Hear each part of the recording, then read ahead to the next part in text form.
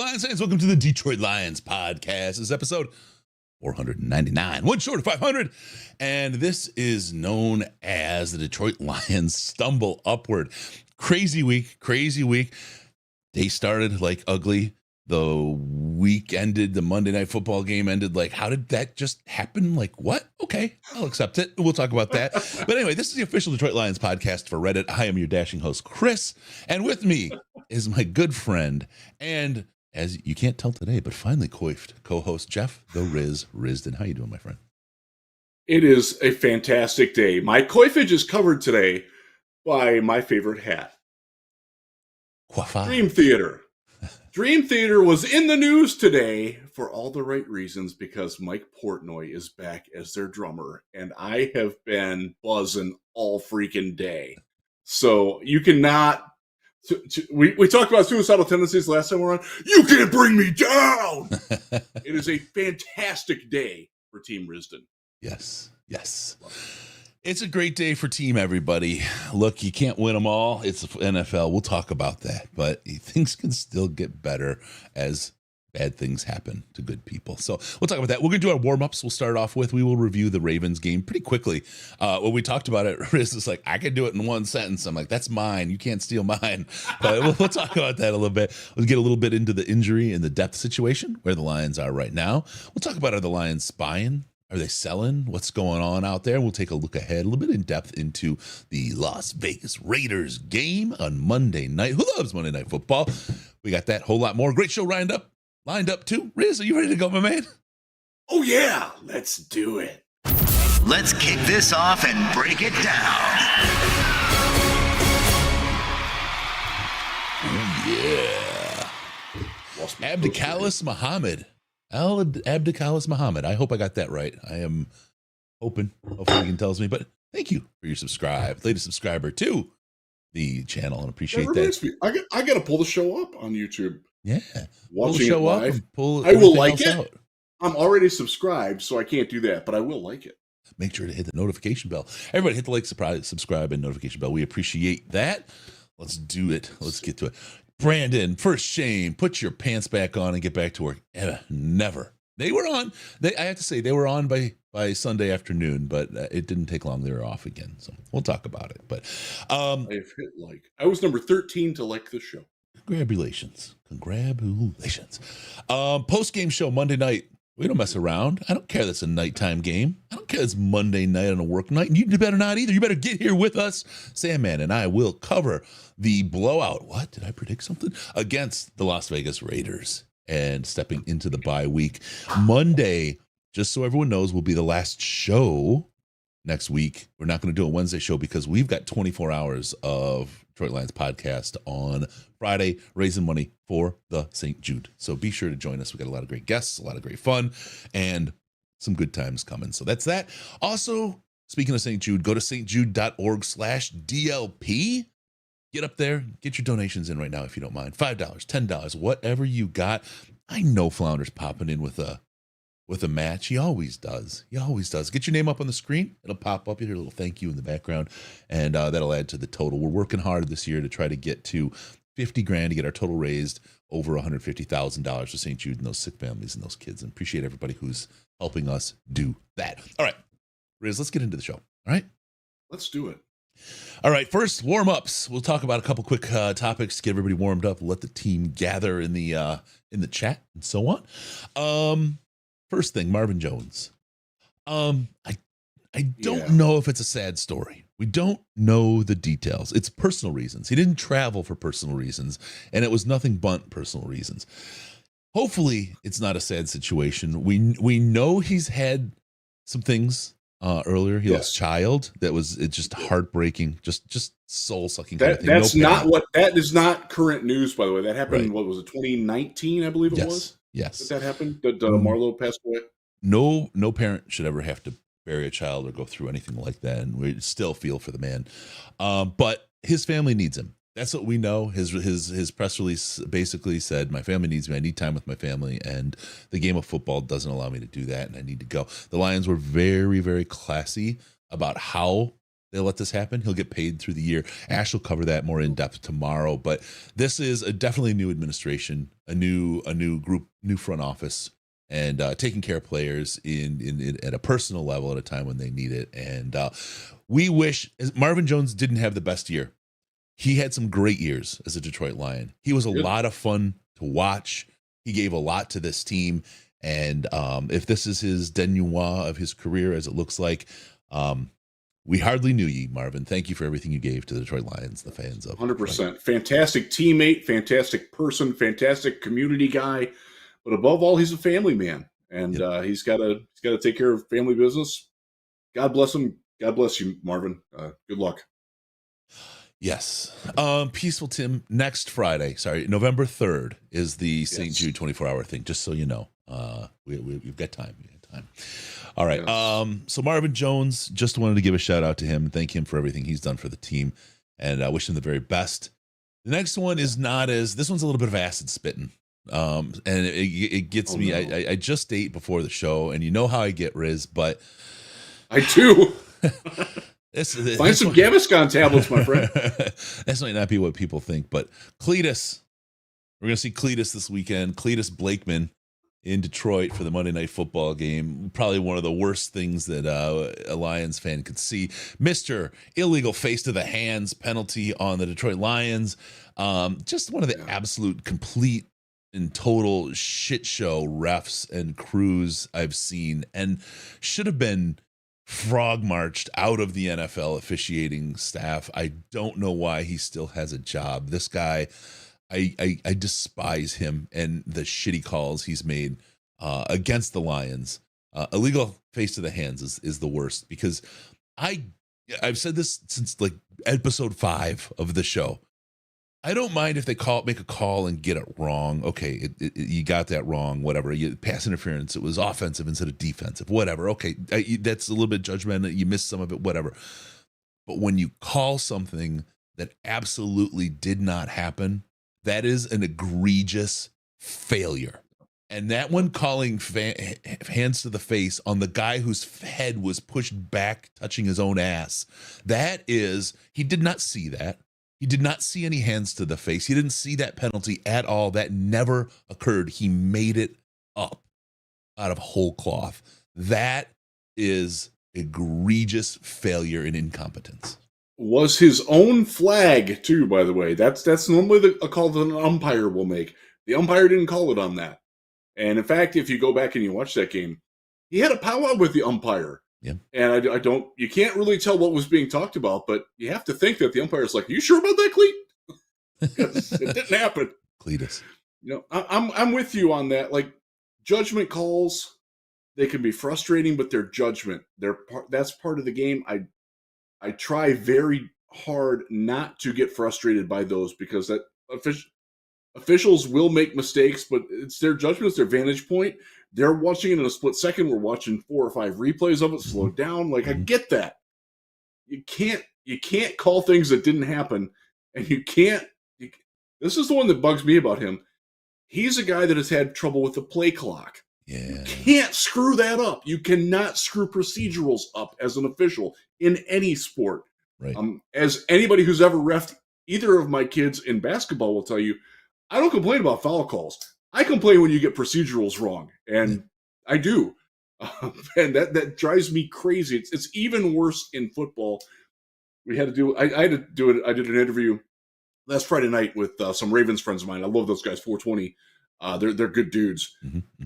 And I brought up the fact that Justin Tucker's field goal should never have happened because of the delay of game penalty, and they were like, they cut me off.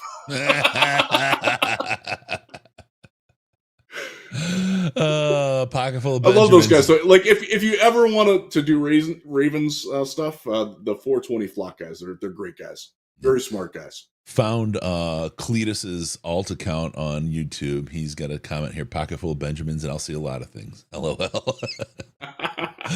Oh man, yeah, for sure. All right, so there we go. We're setting things up. The crew is gathering in the chat. Things are going on. We got Micro Mike. What's up, brother? How you doing? Mike, good to see you, man. Good guy. Very good guy. Let's get into this. Let's talk about the thing that should not have been. But this is painful for a lot of people. I understand it, but I'm very much. I was a little stunned in the day that it happened. But the one thing that stood out about the Ravens' loss was the Lions had an absolute ass day. Everybody was off. That's probably the best way to say it, honestly. And the other side of the ball, I don't know that there's anybody in the NFL that would have beat those Ravens that day. They were on. We've seen games, and this is one of the realities. Again, they say any given Sunday. That's why they play the games, all that kind of stuff. We've seen terrible games. Thursday Night Football was cursed with terrible games where both teams came out and played horrible. And it's like, oh my God, what is this disaster that I'm watching? You wouldn't expect it.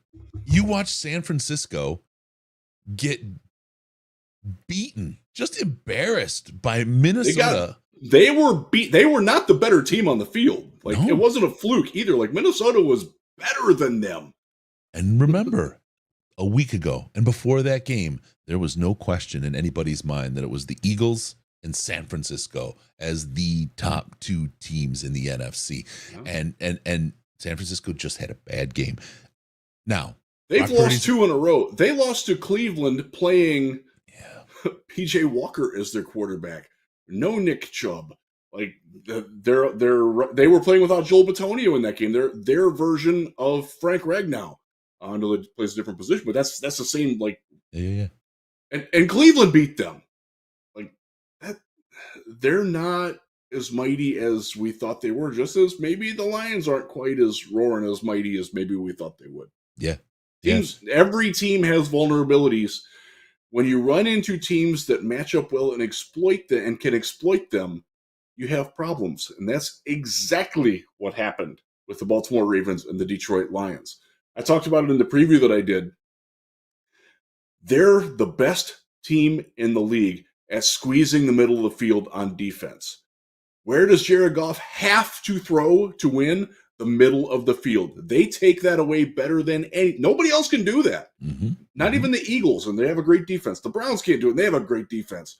Nobody squeezes the middle of the field and takes away what you want over the middle and in the intermediate range, which is exactly where Jared Goff thrives.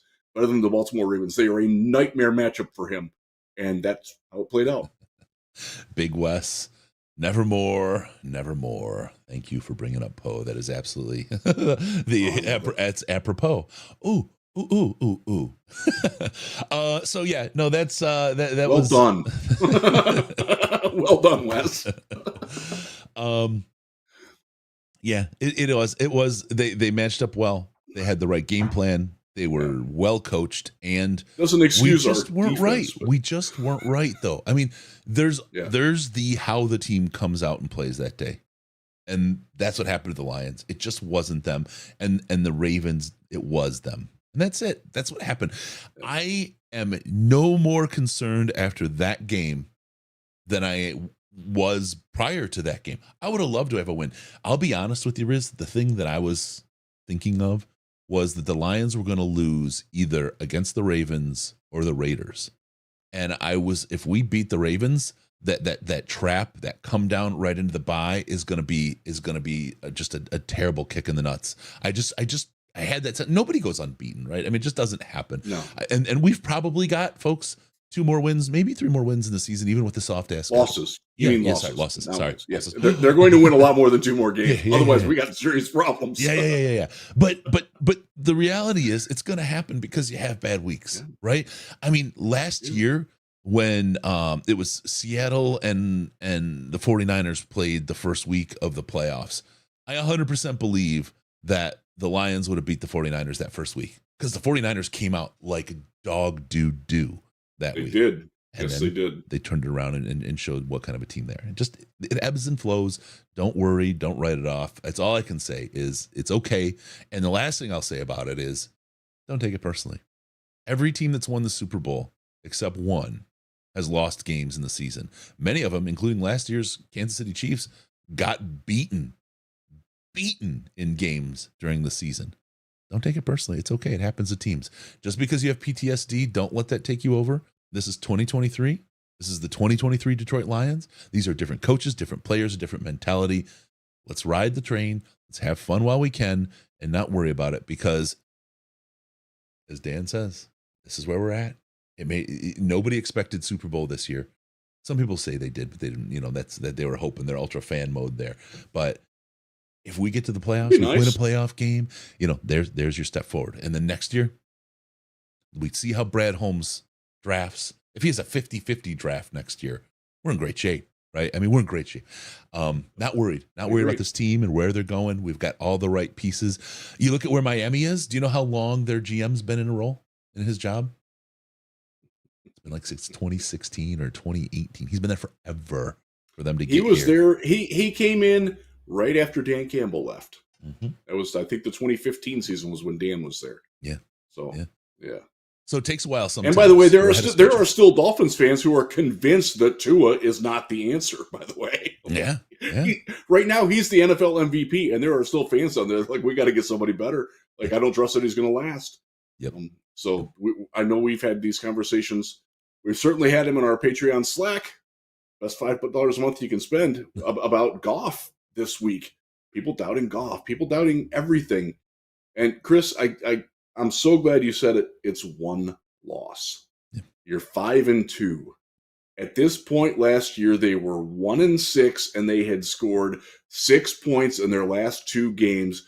There wasn't a soul that wanted Jared Goff back at that point. Because I remember doing this. They had the number 1 overall draft pick after week 7 last year. Yep. Did a mock draft. And I didn't mock a quarterback to the Lions, and I got flooded with, what the bleep are you thinking? They got to get a quarterback above all else. Nothing else matters because Goff ain't it. Look how far we've come in a year. And then the flip side of that, look how quickly people flipped on him again. Like, yeah. Do you believe one bad week against a terrible matchup, or do you believe 16, 17 weeks between then where he was arguably a top 5 MVP candidate that entire tenure? Like, I think it just exposes the infancy of fans. And I'm not saying not the people that listen to this show, right? I mean, we have smart people. There's some smart. But, I mean, you look at the chat, the Slack chat, right? We're like 400 smart people and 4 stupid ones. I mean, that's a pretty good ratio. Strive not to be the stupid one. Doesn't always work. Sometimes it revolves, and sometimes there's a passing of the torch. But it's just kind of an eyedropper of the totality of the audience. People swing, people ebb and flow. That's fine. But the extremes, it's okay. It's okay. Get an SSRI. Get a prescription. Go see your doctor and start going level. You'll be fine. Okay. We need a new sponsor. That's Zoloft, right? Is that one of those? I think so. Don't even know. I think so. I don't know. I don't take any medications except gout pills. Gout update, by the way. I'm good. I should probably not do prescriptions on a podcast, but we'll leave it at that. You consult your doctor. How about that? Do that. All right. So there you go. Always talk to your doctor. I don't know if there's anything else to talk about on this game except DCP1 makes a great point. He says we don't get to talk shit anymore. Yeah, but you know what we will get to do, and I don't want to give away any of the secrets, but we're gonna slam the Raiders, and we'll have a whole bye week to be able to talk shit again. So enjoy it. Just take a week off, work on your shit talking, and bring it back after the Raiders. I'm not a trash talker. I'm not a shit talker, but I'm proud to be a Lions fan. I'm still proud to be a Lions fan. Yeah.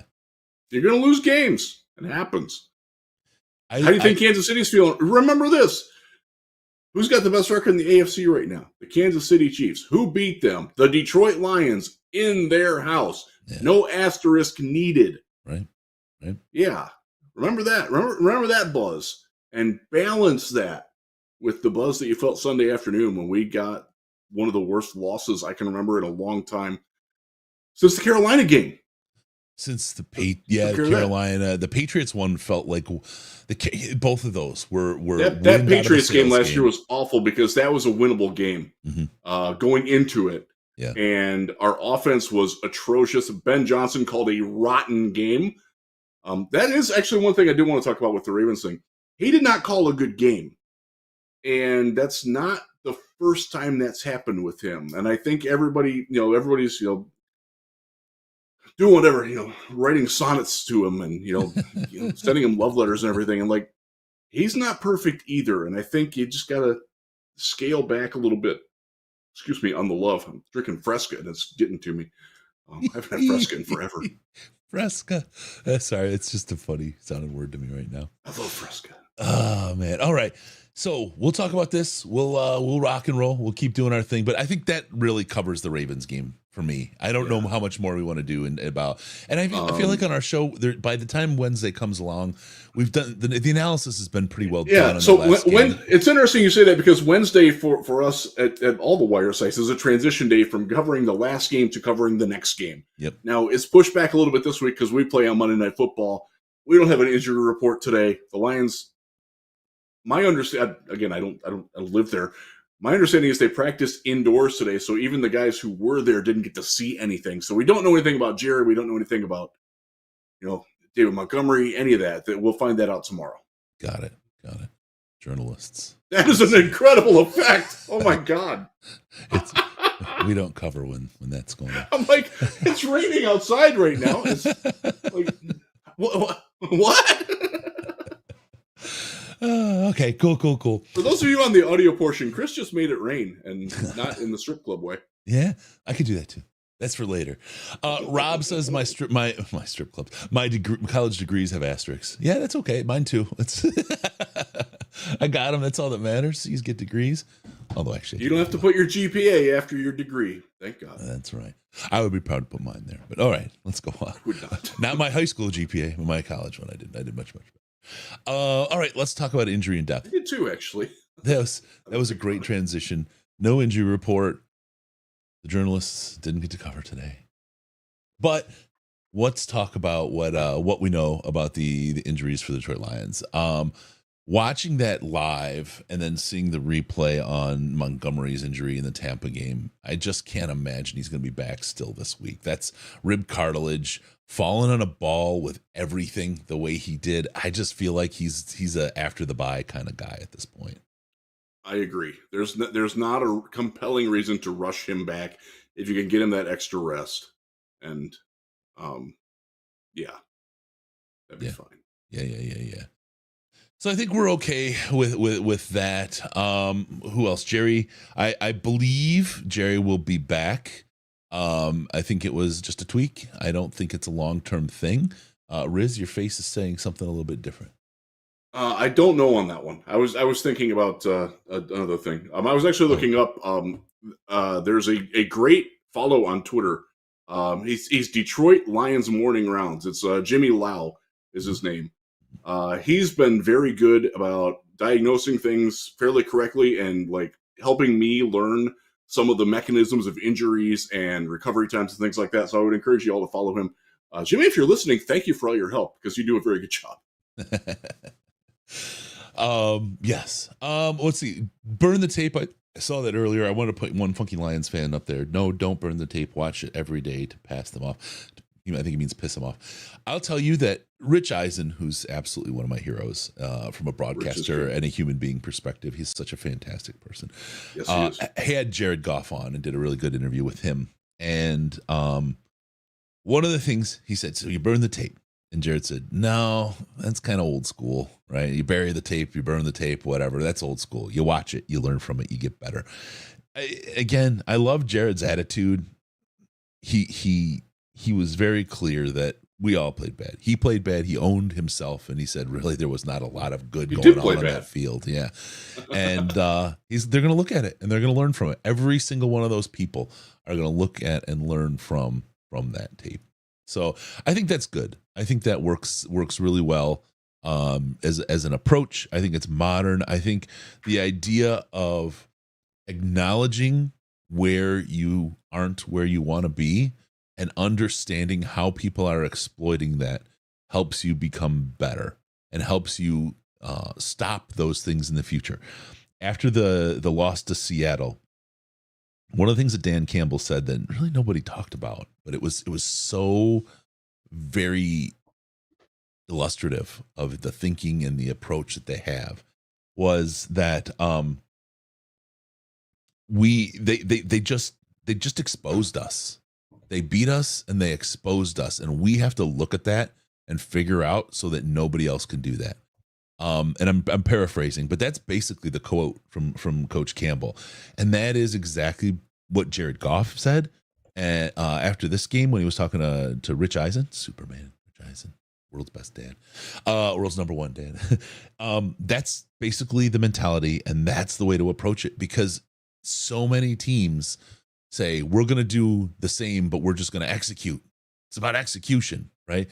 Well, there's schematic things as well, because they didn't get beaten by 30 points in the first half effectively by not executing, right? There was everybody. I mean, from the guy who inflated the footballs to the guy who chose the length of the cleats to the guy who was polishing helmets, they failed top to bottom and across the board. This team needs to learn from it and needs to figure out how they got exploited and exposed like that and prevent that from ever happening again. Yeah. On the defensive side of the ball, there's a commonality with what happened in Seattle. Lomas Brown talked about it on a different podcast yesterday. I wrote about it at LionsWire, so y'all don't have to listen, because I know some of you don't like to listen to that particular podcast, but Lomas was great. He's like, why are they playing off?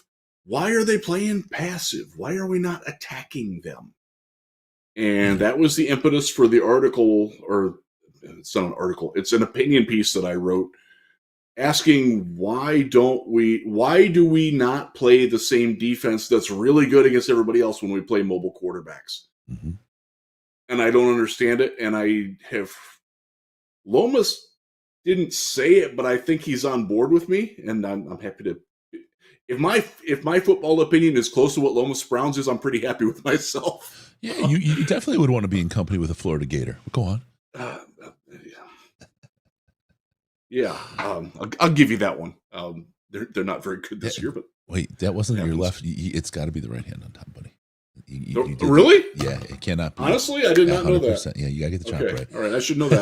I have a ton of. I'm sorry, I have Mr. a ton Anzalone, of family sir. that went there. So I apologize, but anyways, Mr. Anzalone, sir. He'll get it right for me. Yes, I promise. Yes, Alex Anzalone didn't have a very good game Sunday either. You can say that for everybody. I expect him to be a lot better. Yeah. But one of the things is that against Seattle, and there's the threat of Geno Smith running, but also throwing, and Lamar Jackson, where there's the threat of him running, but also throwing, we tend to not stop either of them. Like, let's not let and you notice it especially with the back seven or back six, as it may be at times. Mm-hmm, mm-hmm. The safeties are passive. They're worried, like, oh crap, I can't necessarily run as far deep as I want to with this receiver to help out my cornerback on the inside help, because he might run and I'm the guy that has to come up and get that, and they don't do anything. And that happened a lot in this game. And Lamar, to his credit, threw the ball when he used to run the ball. I so cringe at people who are like, oh, he's a running back throwing the ball. Y'all don't watch football whatsoever if you think that opinion.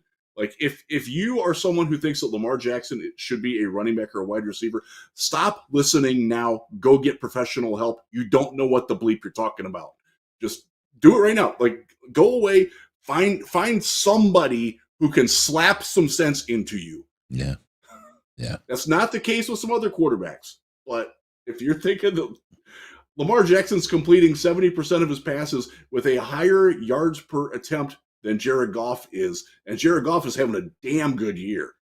Didn't have one Sunday, but all in all, he's having a damn good year. Yeah. Like, he's an MVP candidate, folks. And he doesn't do it just because he can run. He can also throw pretty darn well. They got him receivers. They don't have a run game to speak of. And that was actually one of the disappointing things. And that was one of the areas that I wanted to focus on, was like, our run defense has been so good because we attacked gaps. We stopped them from running where they wanted to go. Aaron Glenn's defense, dictated to the offense where they can go. And Baltimore flipped that. Yep. And some of that is because Aaron Glenn's scheme was complicit in letting them flip it. And I hope that Aaron Glenn has learned from those mistakes. He did very well from the Seattle game. Yep.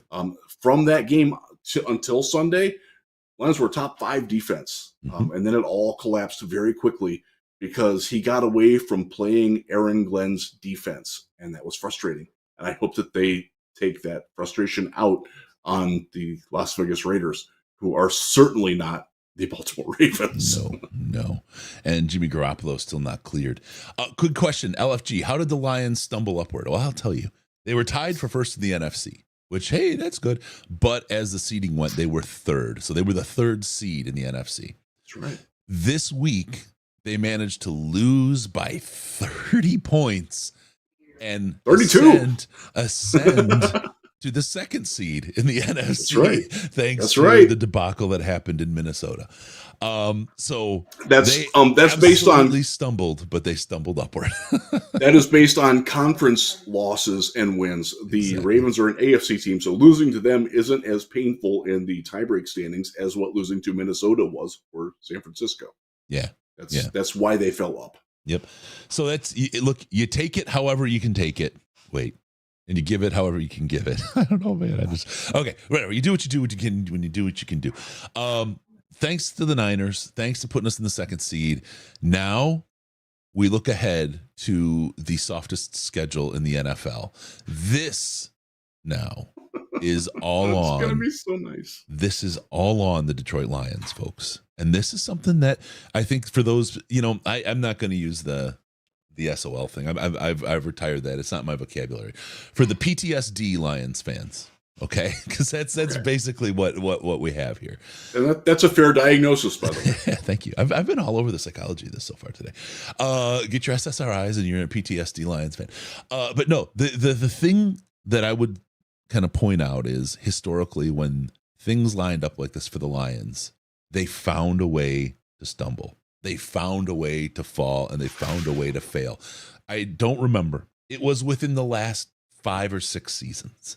They had to win one of the last 4 games or 5 games of the season to make the playoffs, and they lost every single one. That was the RELAX year for Green Bay, actually, now that I think about it. And Green Bay won the division, took the playoff spot, and we sat looking from the outside in. This, for the PTSD fans, is exactly the Lions that people are used to. That's the exact Lions that these folks are looking for. I don't see that in this team. This is not that kind of a Lions team. We've got the right kind of schedule.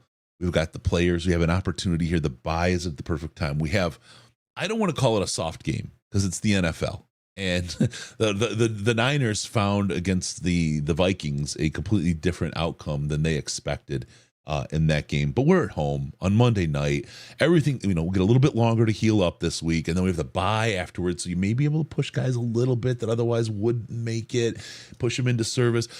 Just things are lined up right for the Lions to come in here, do their job, especially after that loss, get the bounce back, head into the bye, heal, rethink, retool, analyze that Baltimore tape deep, analyze that Seattle tape deep, and then get ready for this kind of soft serve role through the rest of the season. I really believe that. I really, really believe that's how things are going to line up and what we have for this team.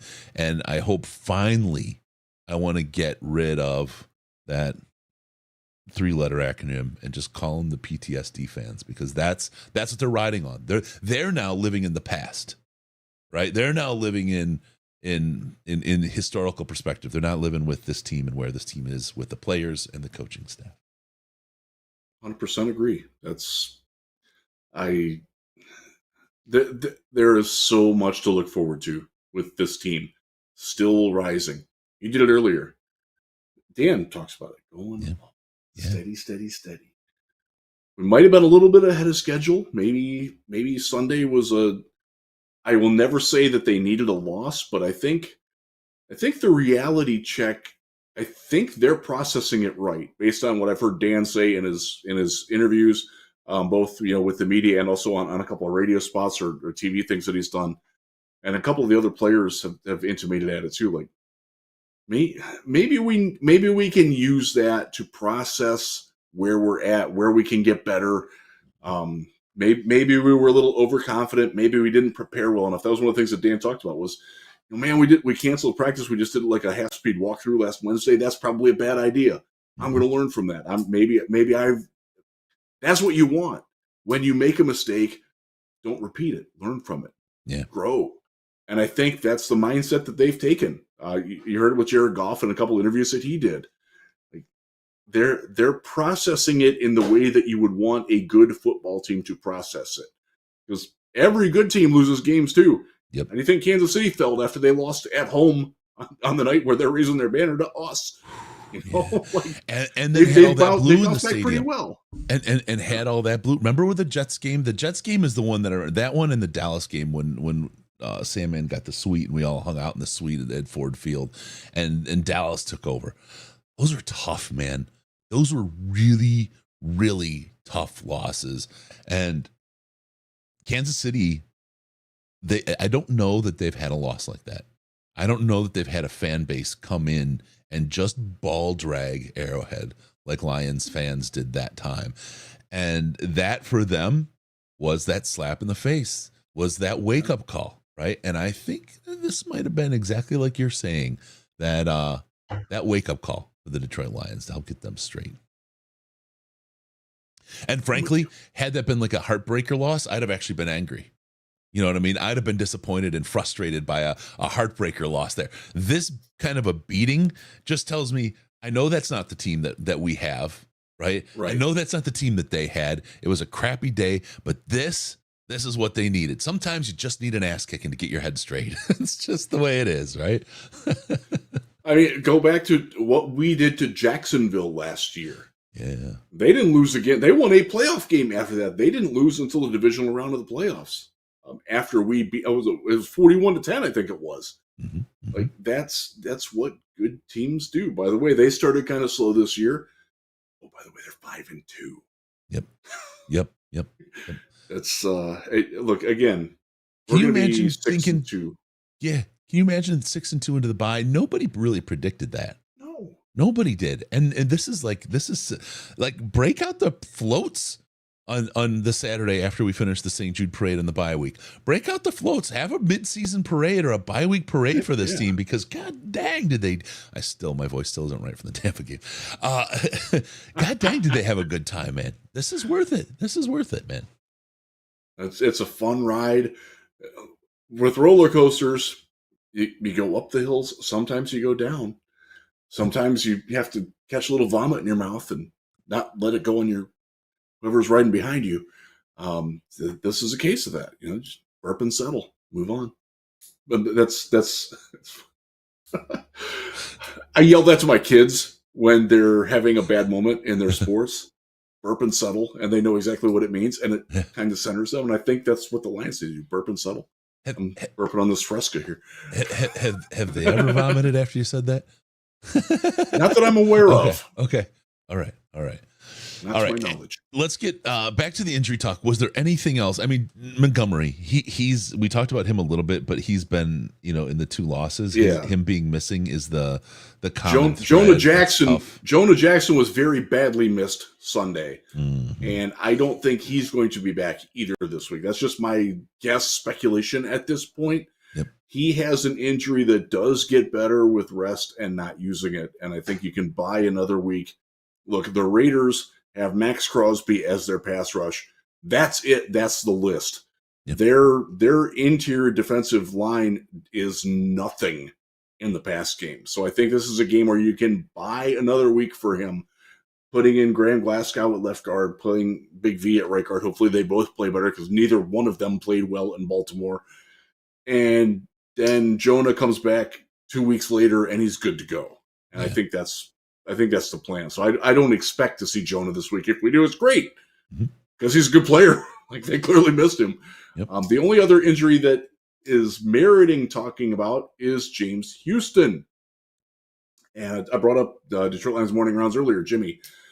He brought it up today on Twitter, and I hadn't, or X, whatever they want to call it. It's always going to be Twitter. But he brought up the fact that it's the injury that he suffered is typically it's a clean break, is a 6 to 8 week injury. It happened 6 weeks ago today. Yeah.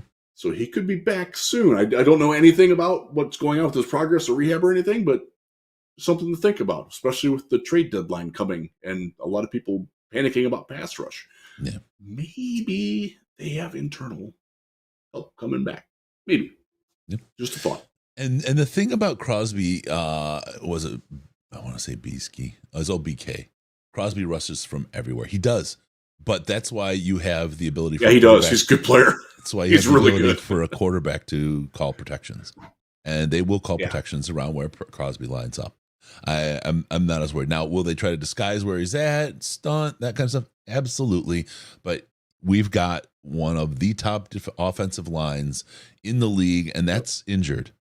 That's injured. So I'm not concerned with our ability. Now, look, the Ravens just ate, right? They ate that line and shredded it. But I'm not concerned. I'm not concerned. Justin Madubuike was a beast against us. That was a problem. I'm not concerned about Max Crosby and the other guys, because that's if they were a band, it would be Max Crosby and the other guys, right? the Max Crosby musical group or whatever, and the backbeats or whatever. He's great. And he's from Detroit. Like, it's going to be a welcome homecoming for him. And I know there's a whole lot of fans that really want to trade for him. I don't think that's going to happen, but No. He's a great player. Easy guy to like, too. Has been very upfront about his personal demons and overcoming them. Yep. Great guy. Great player. Yes. They don't have anybody else that scares you on that defense. And that's one of their problems. That's one of the reasons why they're looking for another pass rusher, why they actually think they're going to be buyers instead of sellers. That seems to be the fair general consensus from the Raiders media, is that they really need another pass rusher. They're mentioned in the Danielle Hunter things if Minnesota wants to get rid of him, which I don't think they will, because as easy as our schedule is, they basically have the same schedule, and they're chasing us and chasing wild card. Like They got 4 on the road. Minnesota they got they got a tough go. Their schedule's pretty. It lays out very nicely for them to get to 10 wins, and I think that's as high as they can get. But their schedule's looking pretty nice for them too. They've got a run right now where they can win 4 or 5, let's say 6 out of 7, and then they start playing Detroit. So yeah, that's going to be so meaningful, though. That's what's going to be great, is how meaningful those games are. What would be even more exciting is if those were meaningless games, though. I'm so stuck on playing meaningless games at the end of December where we're going to rest some guys. It's funny how we argued for years. We want to play meaningful games in December. That was like Matt Patricia's gold statement. Yeah. Now we want them to be irrelevant because we've already won. Yeah, exactly. That'd be fun. Oh man. All right. Let's really quick. We'll move on to the next topic. I just really want to call out St. Jude again. stjude.org/DLP. All your help, please, if you can, please donate there. We got a big 24-hour podcast-a-thon with all kinds of.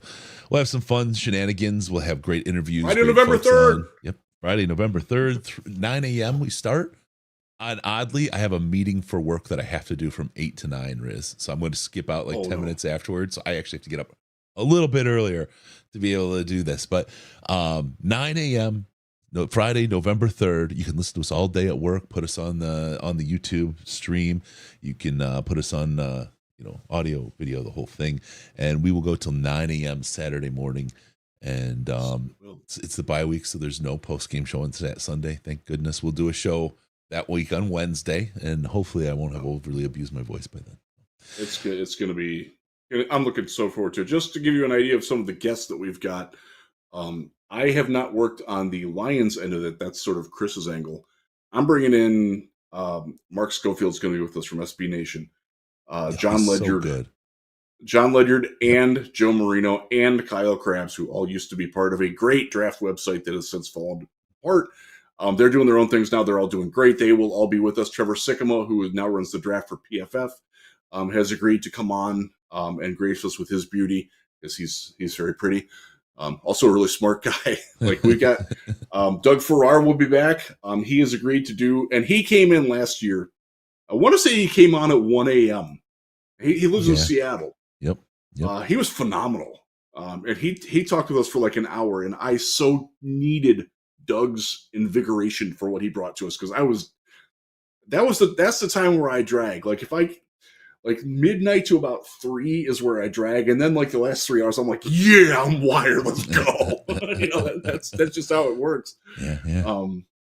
Yeah. So he will be back and also doing another late night shift. There's a very good chance that we will have a prominent Detroit area musician with us. I can't confirm it yet, but sounding good. Very, very good chance that we will have a national personality that you would recognize from TV.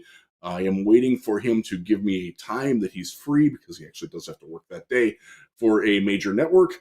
But he and I go back a little bit, and he kind of owes me one, so I called it in. So hopefully we will have him. That would be great. We got WMW2. I'll upgrade you guys to the TV all day. Hattori Hanzo. Thank you, Samurai Sword Salesman, sir. He took PTO. He's going to be with us all day again. That's nice. That's awesome. It's good. Hodges, have the items been put up for bid yet? We're going to do it different this year. Rather than have the auction, we're going to put up items throughout the day. And I'm not sure exactly how, but we've got a stack of items, and whoever the highest bidder for the hour is of donations to St. Jude will then win that item. So we're going to run it that way a little bit. It just winds up being easier to kind of track and do it that way. So we will track and run that throughout the day.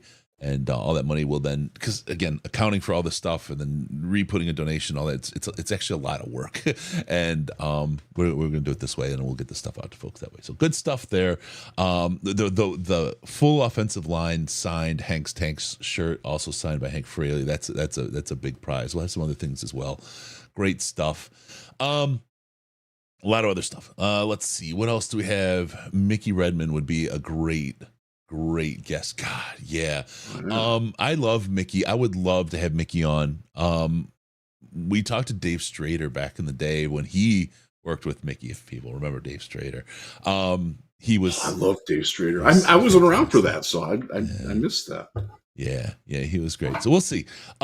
Love to see Rich Eisen. Folks, if there's people you would like to see on the show, I urge you to ping them via the Twitter machine, or if any of you know them, ping them, because we've got feelers out, and we're working with a lot of people doing a lot of things to put these things together. But if you have folks that you'd love to see, help us, help drive them to us, and we'll work it. Just tell them to follow us on the Twitter machine, and we can DM that way, or our contact info is on the website as well. You can give them the email, and we will absolutely answer and work with them. We love to get those folks on. Bubba Baker would be great. Melfar Superstar. I would love for him. Now I gotta say, and I'm eyeing it right here. I want Bubba to bring me barbecue, because barbecue is good stuff, man. Yeah.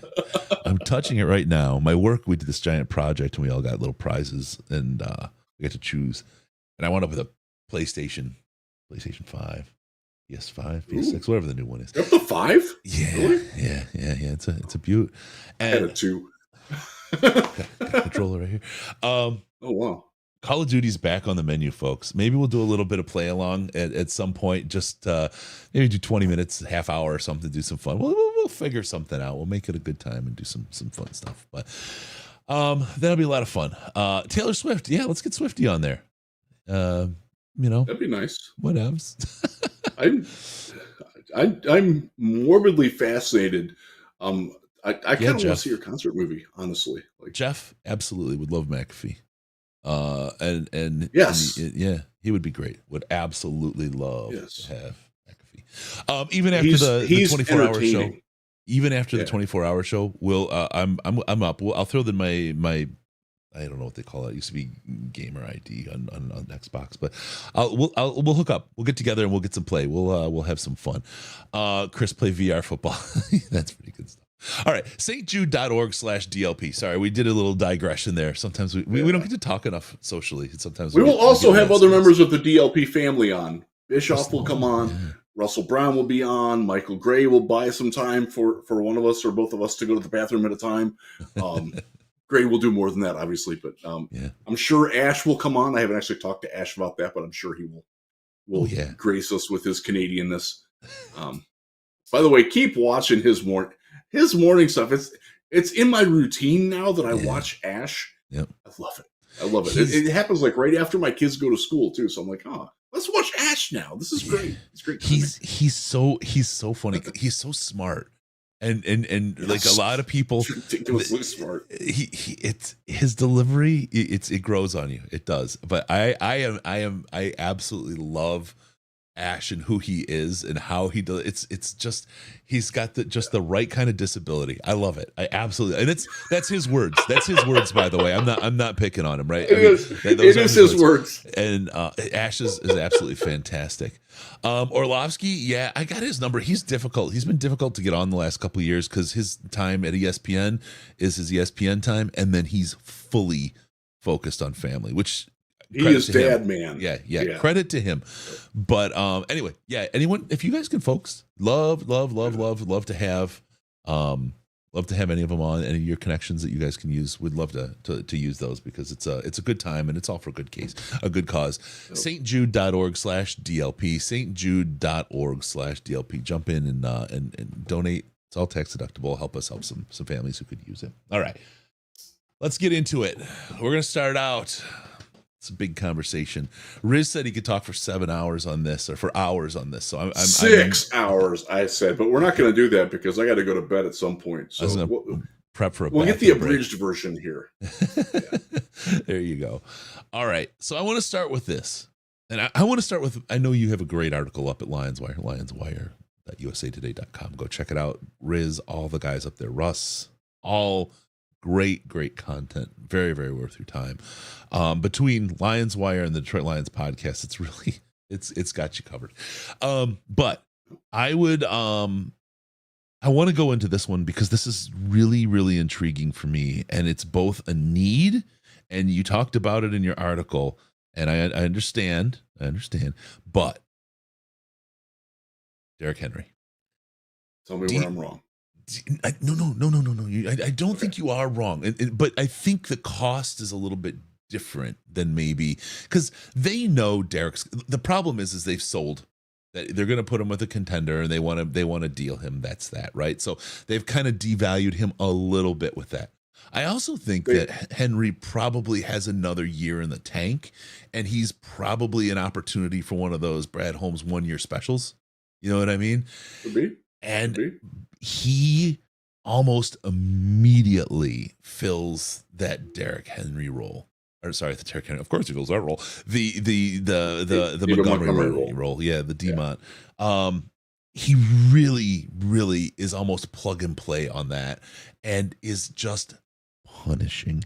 And that's one of the things that Ben Johnson and Dan Campbell and Hank Fraley and that offense wants, is to absolutely punish the opposing defense. If you watch, it's a momentum game for the Lions on offense, and they've done well in the first quarter, and they've done well until the third quarter, right? But for them, it is a momentum game. They keep busting the chops on that defense until they're just beaten. It's almost like breaking a man down in UFC. And I know everybody here isn't necessarily a UFC fan, but you see it in the ring where somebody just breaks someone's will, and the confidence in their ability to win disappears, and the fight it just instantly changes, and you know it's over. You can see it in the other fighter's eyes, and it just folds. That's what this offense tries to do to opposing defenses, and adding a punisher like Derrick Henry fits that bill. And I hate to say it because I know guys I know the hot hand and they get in the groove, but boy, if you could rotate, a quarter with one, a quarter with another, or drive with one, a drive with another, keep them fresh, keep them just murdering defensive linemen and linebackers, you would prevent injury likely because there's less hurt or less wear and tear on them in an individual game, and you would just gas the shit. And I mean, between them and a no huddle type of offense, you would break down a defense almost 3 drives, 4 drives in, right? They'd start to get that look in their eye, and you could start to see it. I just love what Derrick could bring. I would love to see we could get him, make it work for another year, get him one of the extra 1-year deals, so it's not just the 10-game signing and hope it works out kind of a thing. You talk about a 4th round pick. I think a 4th round pick works if you get him for another year on a contract. You But if would just get have him to for- sign him for another year. So Yeah, and the premise behind what I stated was he's going to bring back a comp pick because he's a free agent at the end of the season. Yep. You have to offer the Titans more than what that comp pick would be. Otherwise, there's no point in trading him. Yep. Like, there's none. There isn't. So let's say he. I don't think he's going to get 3rd round money. So if you don't know how comp picks work, they're tiered based on the net free agency inflow versus outflow. Yep. Yeah. And Derrick Henry is probably not going to get a massive contract, not the way some other ones are. And that means he's probably going to be in that next group where he is. People who get 3rd round comp picks are like quarterbacks, offensive tackles, wide receivers, cornerbacks, those type of guys, like big tickets. I think he's going to sign for like 2 years, 10 million, 12 million, maybe. He's made a lot of money, and we've seen it. We know it. We know it to be true. Running backs just don't get paid that much. Yeah. So he would probably bring back a 4th round pick, comp pick. Mm-hmm. If you're the Lions, by the way, don't have a 4th round pick, you would have to trade a 3rd round pick in order to get him. And I do think that would work, especially given how they just dealt Kevin Byard away, arguably their best defensive player, to the Eagles for was a 5th and a pick swap. Like, would have been nice to be in on that. Not that we need safety help, but guy's really good. Yeah. So that's the premise behind that, and that's also true if you're wanting Mike Evans from Tampa. I don't think Mike Evans is for sale. You would know that better than I would, being in Tampa. He's not going anywhere. There are 2 things with that. First, he's going to get a 3rd round pick, which means that you're going to have to probably give up a 2nd in order to get him, because I don't think there's going to be enough teams that would be willing to give Tampa Bay a 3rd round pick. You're probably going to have to up that. Oh, by the way, he's making $13 million this year. Yep. They're not eating a dime of that. So you got to absorb that in. That takes away any cap that you want to roll over to pay Amon-Ra St. Brown, to pay Jared Goff an extension, to pay Penei Sewell an extension. You're kneecapping yourself there by making that trade. That's and I put it as a hypothetical or a rhetorical question there. Does that sound like the way that Brad Holmes does business? That's right. It does not to me. Here's your compelling thing, your compelling case. And I think everyone who listens regularly knows what I think on this, on at least right now, about Ben Johnson and his departure plans for the end of the year. I don't think he's going anywhere. They're going to make it work. Everybody involved is going to make it work that he stays. But if you're not everybody wants to be a head coach. If you're the Detroit Lions right now and you are worried about Ben Johnson leaving, this is your window. This is your window. Do you go and eat it and try to jam it through that window right now? Now, there's some people out there. I didn't say Derrick Henry was the biggest need. There was the question, why would he was a hypothetical example. Why would you draft what someone said, why would you draft a running back at 12 if you're going to get another one on a trade and that's your biggest need? Why do you draft Trey Lance and then draft Brock Purdy and then make Brock Purdy your starter and now you're running somebody? Things happen. I mean, nothing's static. Like, things change regularly and you have to adjust to that. So the thing is I believe if there was a way to affordably and sensibly get Derrick Henry on this offense, it would change things for the better. I don't know that we're going to get a wide receiver on this team that's going to be the difference maker that we need, but we absolutely need a wide receiver on this team. I just think it's going to wind up being through the draft next 100%. year. 100%. So, and it's a look at this, I will look at this put on dumbass. my draft wire Look at hat. this dumbass. So Gibbs is a bust. That's the argument. No, you are a smooth brain, my friend. What? Don't put words in people's mouth, you freaking stupid ass. Wow. Sorry. I'm sorry. I'm looking at the chat. I'm like, wow, this is the dumbest chatter in the. Hey, 97.1 caller. Wow. Oh man, that's hilarious. Okay. Wow. There are some people. I swear to God, too many people got dropped on their heads as kids, man. Yeah. It's tough. Yeah, I feel bad for them. Yeah, So, okay, there you go. So I will put the draft hat on real quick. It's a phenomenal year to need a wide receiver in the draft. First round, second round, third round. I can find you guys in every round this year. It's been a point of emphasis for mine running draft wire. It's a great year to need wide receivers of all shapes and sizes. Yeah. And there are all shapes and sizes coming out. By the way, one of the needs that I put in there for trade needs, I think the biggest need on the offense right now is a slot receiver. Not necessarily a down the field guy, because I think J-Mo can do that. I think Kelly Freeman can do that. They need another guy who can play in the slot reliably and get instantly open the way Amon-Ra does. So when Amon-Ra isn't there, they don't have to scrap the entire offense because nobody else can do what he does. Right. I would love to see them get a true slot receiver. Not that there's a lot of them available, and not that I think that they see that as the need, but that's if I had to go number one need on offense, it's slot receiver. Defense is cornerback, outside cornerback specifically. Just because the injuries have hit. We saw what happened. Why do you feel good at the outside?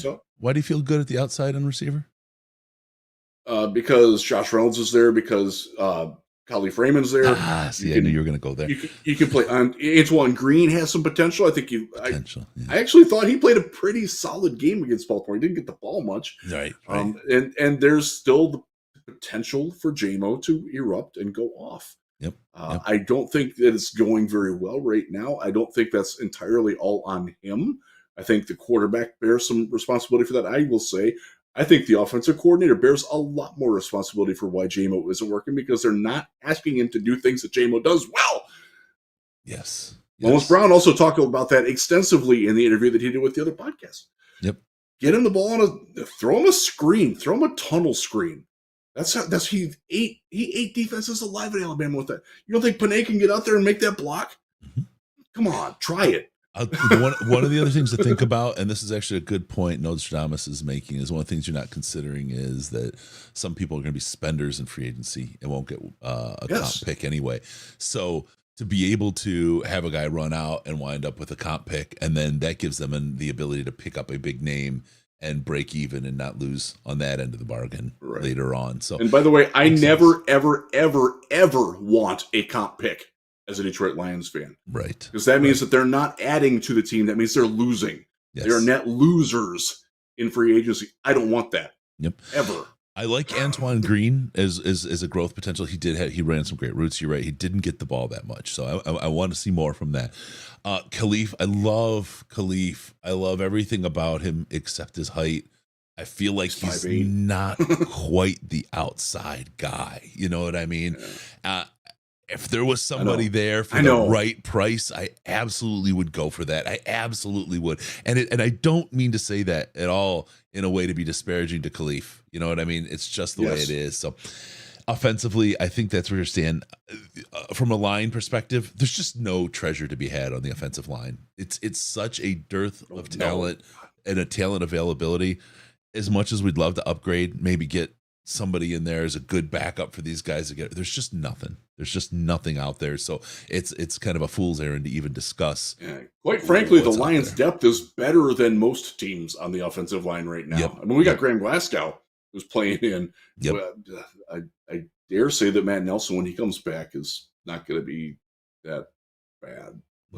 Hopefully. He's also, by the way, eligible to be activated. Nobody knows what's going on with him. So hopefully we find that out tomorrow too.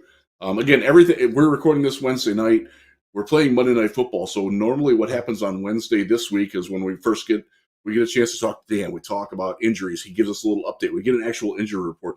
We didn't get any of that today. We don't get it till tomorrow. So we're a little bit more in the dark on injuries than we like to be when we do this show. Yeah, absolutely. All right, so let's move in, and you can see him chomping at the bit in the chat. People want to talk special teams. No, I'm just joking. They want to talk about defense. Just had to give him a little shake. We are ranked very low in special teams. If I have to, it's not been good. No, PFF has us 26. Jack Fox had one really bad game, and other than that, he's been phenomenal this year. The blocking specifically on the return units has been wretched. Yes, and Dave Phipp knows it. And that's not what we saw in the preseason at all. In the preseason, they were incredible. Ranked 26th. Special teams are ranked 26, so maybe Mr. Phipp is looking at that that lottery ticket in his hand, and people just don't know that he's won. All right, let's get to it. Free agent kicker. Free agent kicker is a big deal. No, I am here for the Dave Phipp press conferences. That was phenomenal. That was a ride last week. Oh man, it was all music. It wasn't Riz music, right? But no, he was talking about Luke Combs, and he talked about. He talked about going to graduation at the Naval Academy, like all kinds of weird, totally not, and it was fabulous. Yeah, it was 57. It's about 57.2 miles. It's like, it's not about, you know exactly how far it is. I know that it was 26 yards, right? It's hilarious. He's good. I love Fipster. All right, let's talk about defense. Let's start along the defensive line. That's a big screamer. Look. With James Houston being out with that injury, we have absolutely missed the pressure and the rush that he brings. We didn't bring Charles Harris to Baltimore because we were going light and fast rather than with the big meat. A couple different personnel groupings for a couple different teams that you're playing and the schemes you're working. But it absolutely feels like this team needs somebody else to put the pressure on and to really get into that backfield. We're getting pressure, but we're not getting sacks. I'm seeing people wrap Hutchinson's pads, his shoulder pads around his neck and try to strangle with him, and it's not a hold. That's interesting to me, but it doesn't matter. It's just the way it is. We need somebody else to put pressure on there. And I think one more pass rusher, a good edge, it'll free up the middle. It'll free up Hutch. It'll free up everybody gets to eat at that point. It feels like that's the one missing ingredient in that stew. Jack Campbell, love the kid, great personality. He just ain't it. Day. He just ain't it right now, man. They're trying to make it, and it's frustrating to me because what did I say for 2 years? Derek Barnes was a fantastic outside linebacker pass rusher at Purdue. Yep. And they've never used him at that. And now they're turning Jack Campbell, who is a phenomenal, quick-thinking, natural inside off-ball linebacker, and they're asking him to play the exact role that Barnes thrived at Purdue. Yep. That frustrates me, but it is what it is. Yeah. So you think about how the Lions are typically find their talent. They found a guy in Kamish. They found James Houston. They find guys on the cheap that do great work. Charles Harris is an example. Well, he was a first round pick though, man. He just didn't pan out my guy's got a couple of big houses. Anyway, So yeah, Charles has got his thing going on. We need somebody else. We need somebody else to put the pressure on. Who's out there? What do we do? Is this going to be a priority for Brad Holmes if we're in a position to buy? So defensive tackle, absolutely not. And they've told you that, and I wrote this. Look at their weekly inactives. The healthy scratches every week are a third-round pick from this year and a 2021 second-round pick that Brad Holmes wanted to take in the first round. They're your healthy scratches every week. They've got depth on the defensive line. Well, let me put it this way. They believe they have too much at defensive tackle right now. Mm-hmm. Not enough. Too much. Because they can't even get guys on the field that they really liked in the draft process. And by the way, they will continue to talk up Broderick Martin. He's doing fairly well. It's a mystery to me why he doesn't play. I don't get it. Not my call. Right. But them not playing him and keeping him inactive and keeping Levi Onwuzurike inactive, that is an indication that they like what they've got already, that they can't get these guys that they really like on, like, the thoughts of like going out to get Leonard, like, yeah, Leonard, well, hell yeah, man, bring him. They don't think they have a need there. They're telling you that very plainly. Edge is a little different because they have had the injury to James Houston. We don't know when he's coming back. And that's not an easy one to come back from. I mean, let's just be honest. It's not. Broken frame pieces are big problems. Yeah, they are. And Charles Harris is limited. He is still third on the team in pressures after Kaminsky and Hutchinson, who's in the top 5 in the NFL in that. He's doing pretty well. Ali McNeil, by the way, is in the top 5 in pressures from the interior on the season. Yep. He did not have a good game against Baltimore either. I would actually say this in watching the game film. I thought he got held worse than Hutchinson did through most of that game. Hutchinson, he's really good at trying to sell the hold when he's just being legal. There's no such thing as legally hooked, but it doesn't get called when their hand is across you and there's a fist like this and they're not actually grabbing anything and they're like clothesline.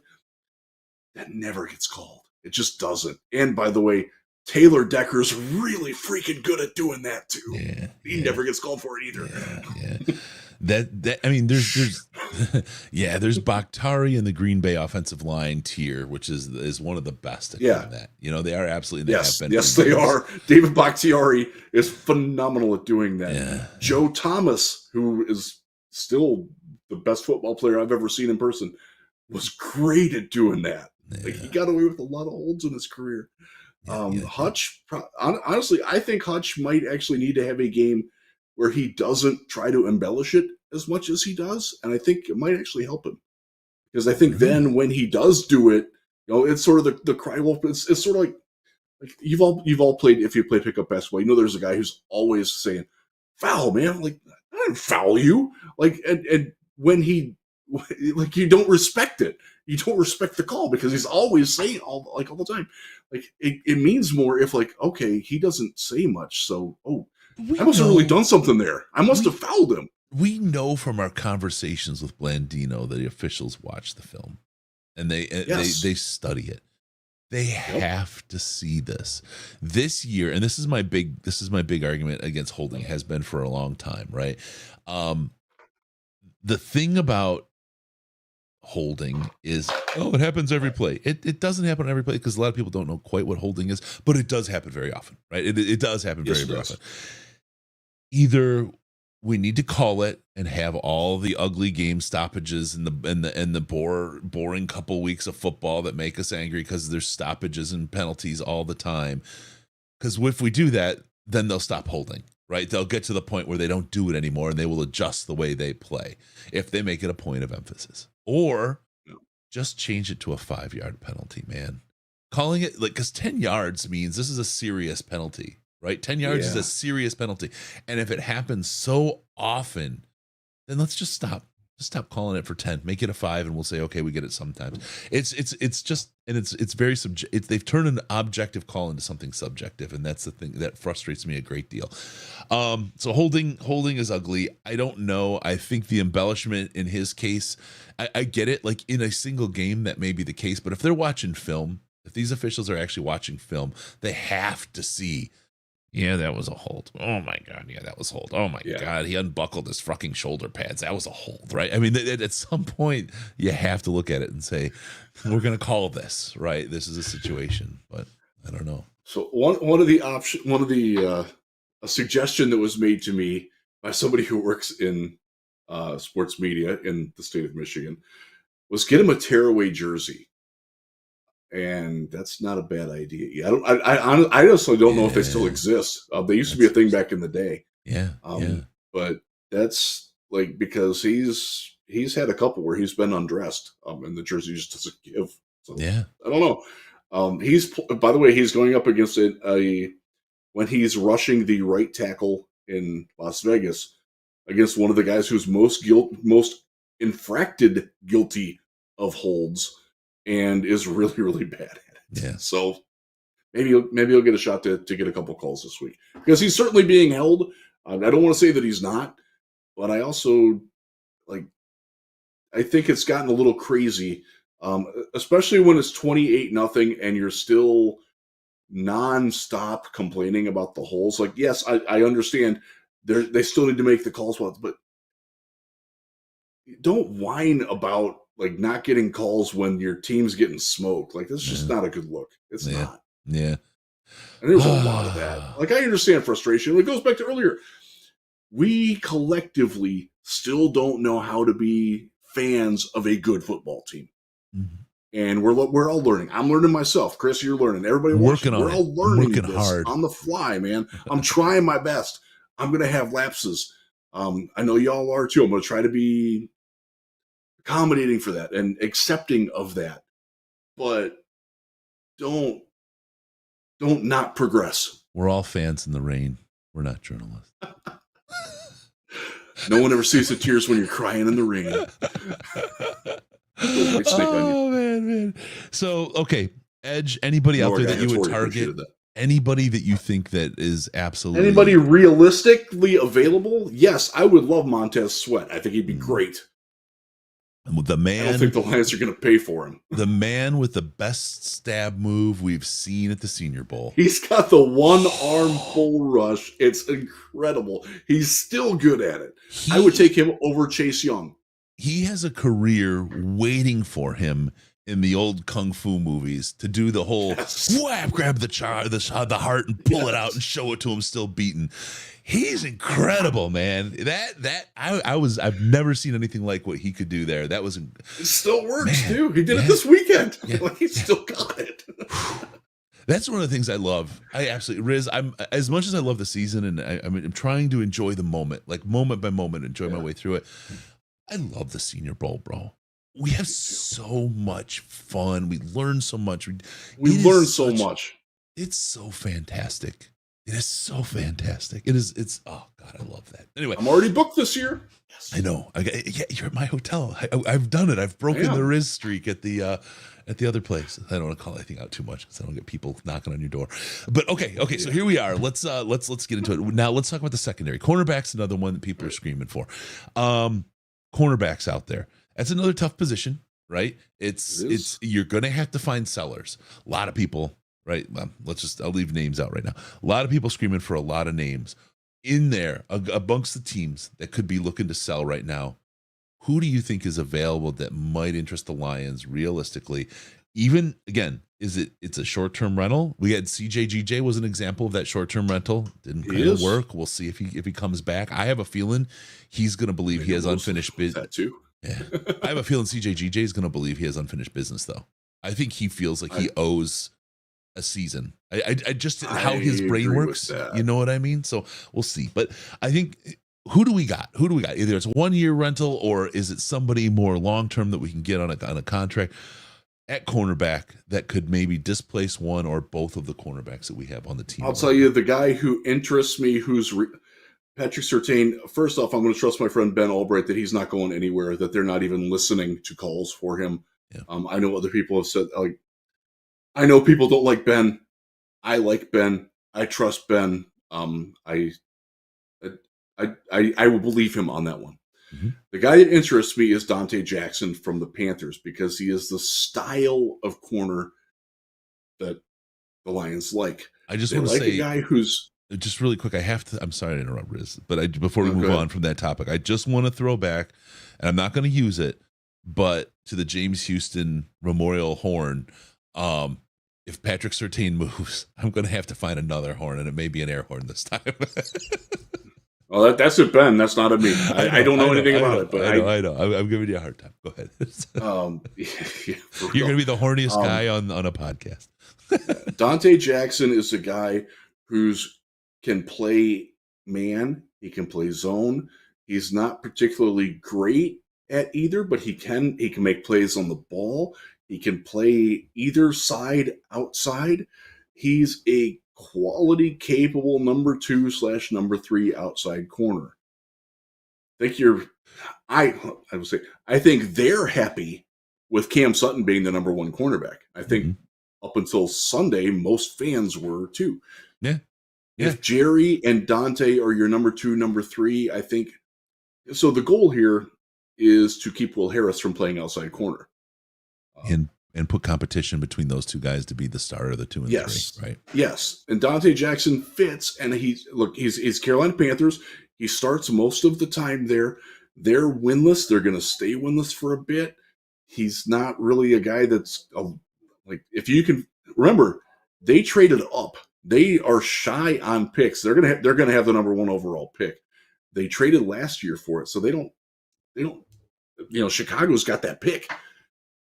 they got to get as many picks as they can so they can build it up. So he is a guy I can see them selling. I don't think they're moving on from Brian Burns.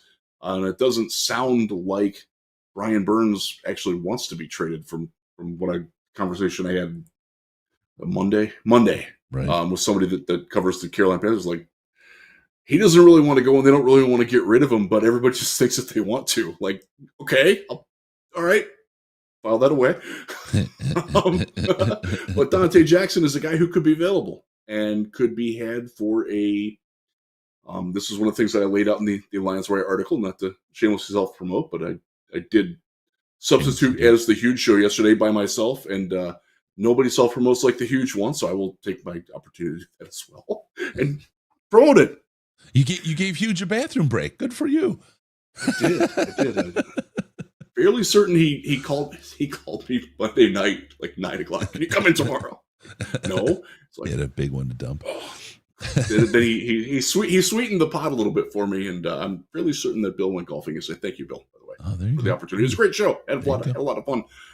Talked some Pistons too, which I really enjoyed. But with Keith Langlois, good dude. Yeah. I should get, like, if we want to talk Pistons, I want to get Keith on the telethon because that'd be fun. But I digress. The price tag for players when you're trading for players and player for player swaps just don't happen. Right. I'd love if they did. They just don't. I don't know why. Okay. Let's say this is purely hypothetical. This is coming out of my head. This is not any inside information. You offer a 4th round pick for Dante Jackson. That's too high. 5th round pick for Dante Jackson, and they will send you Dante Jackson and a 6th round pick. And that's, or no, the flip of that. We will give, no, that's right. Yes. Dante Jackson and a 6th round pick would get you Detroit's 5th round pick. Got it. Pure hypothetical. Again, that's right out my butt. I don't have any insight. That's a hypothetical trade. That's the kind of deal that you would be looking at there. And I would make that deal. I don't know if Carolina would. I don't know if Lions would. I would. Interesting. Okay. Linebacker. Let's talk about linebacker. I think I personally think we stand pat there. Yeah, we're not moving anything there. Yeah. No. Safety. I feel good. Kirby's been on a downward trend this year. I think, to be honest with you, I don't think they put somebody in place of Kirby because I think they want him to get the snaps. Tampa, they gassed the shit out of him. They did it in Baltimore too. And I would keep your eye on this as a strategy against our defense to just run the gas on Kirby.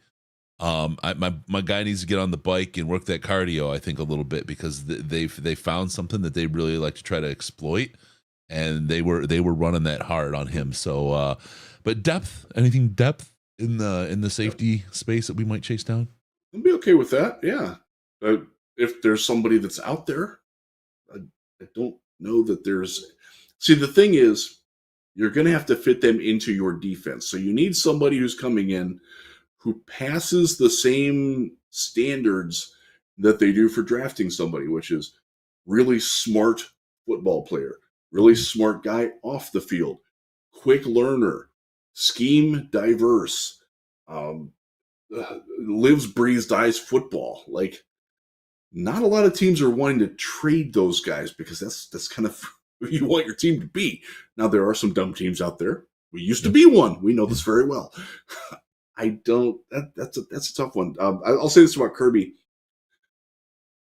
For those of you listening to the audio only, I have my right hand up. Sophomore slump. Left hand up. Teams have film on him, what he doesn't do well. Those two hands have converged in the last 2 or 3 weeks on Kirby Joseph. Yeah. Got to hope that he grows out of both of those, that he learns to adjust. And by the way, that Aaron, and I'm not even going to say Aaron, I want to say Brian Duker, who is the defensive backs coach, is a very good coach, by the way. Dare I say great coach.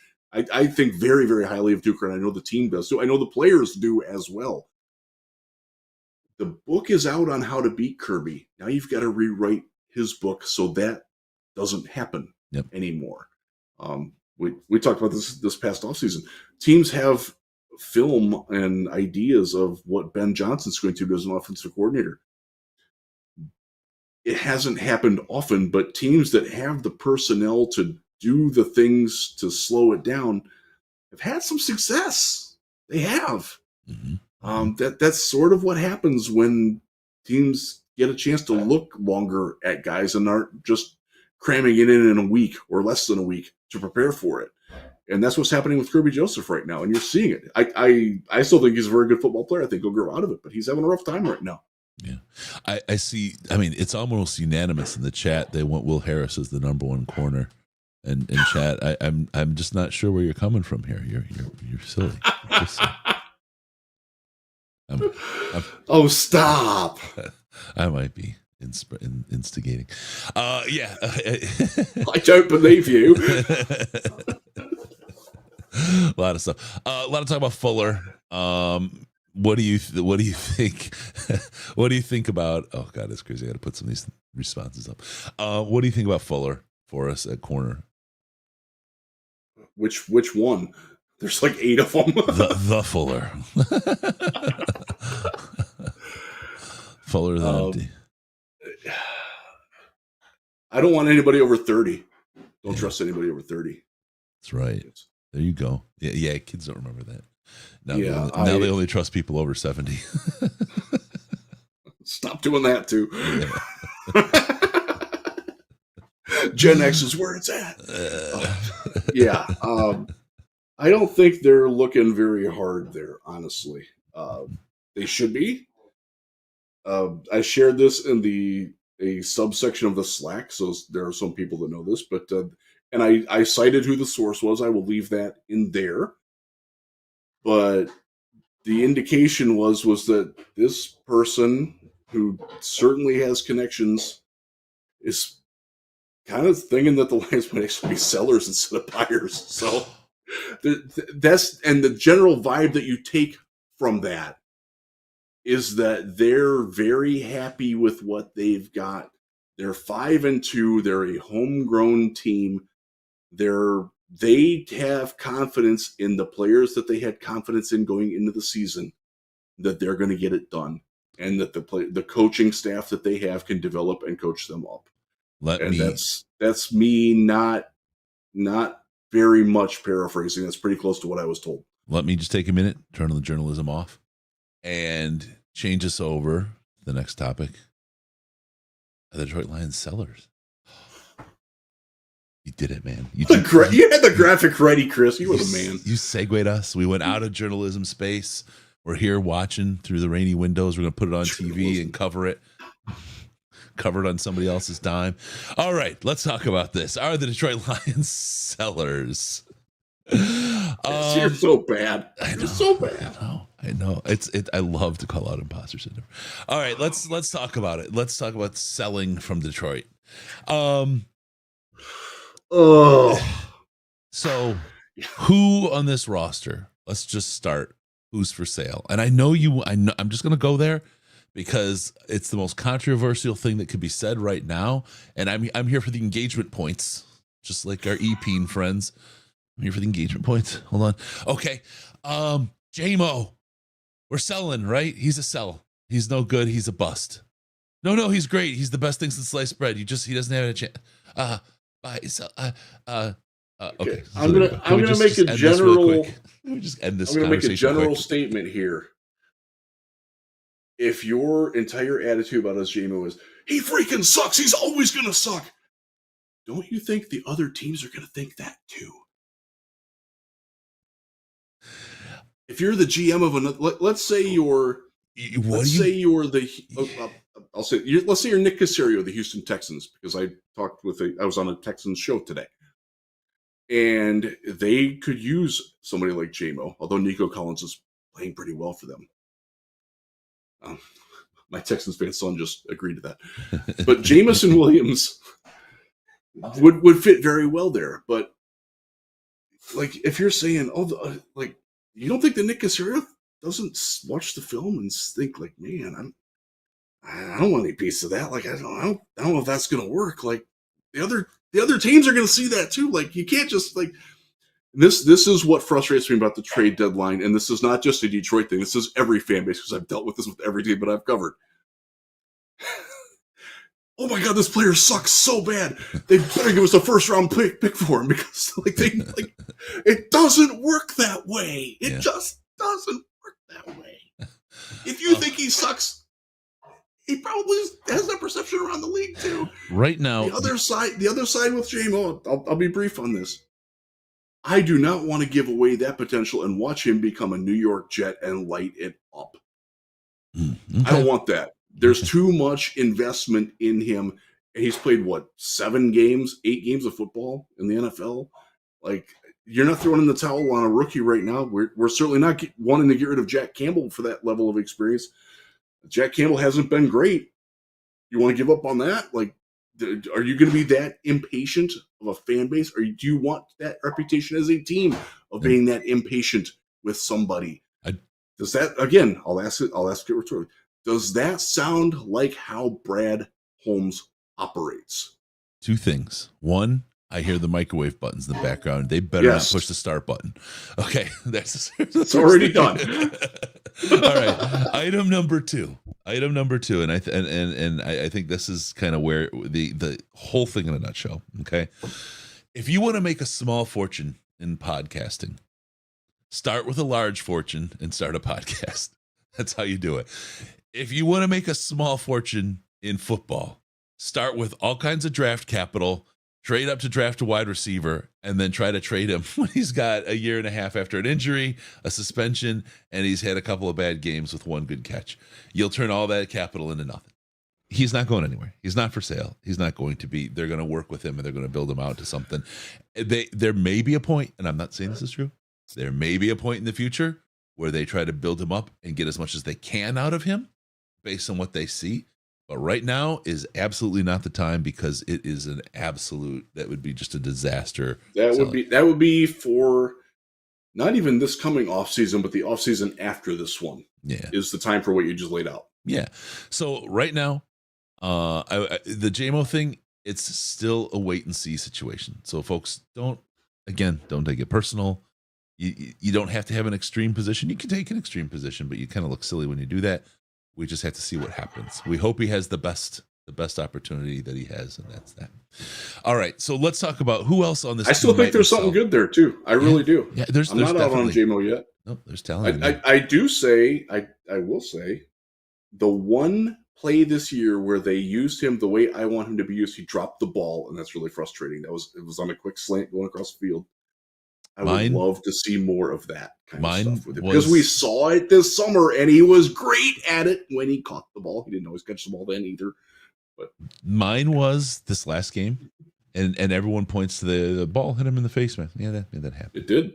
And his arm, that's just the whole. There's PI that was uncalled, of course, and all the other stuff, right? There's a lot of extenuating circumstances, but the one play that I saw was the wheel route, and if you go to YouTube and search Eric Ebron gives up, it's exactly the same behavior.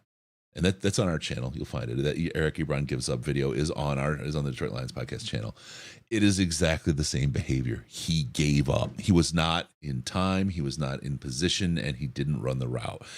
That is something that happens with regularity. JMO is almost identical to Jared Goff. I mean, they could be twins, but the player they are is what's in their head. It's all about what's in their head. And if their head's right, they're going to be spectacular. And they both have to have their head right. And I think right now, Goff has his head right.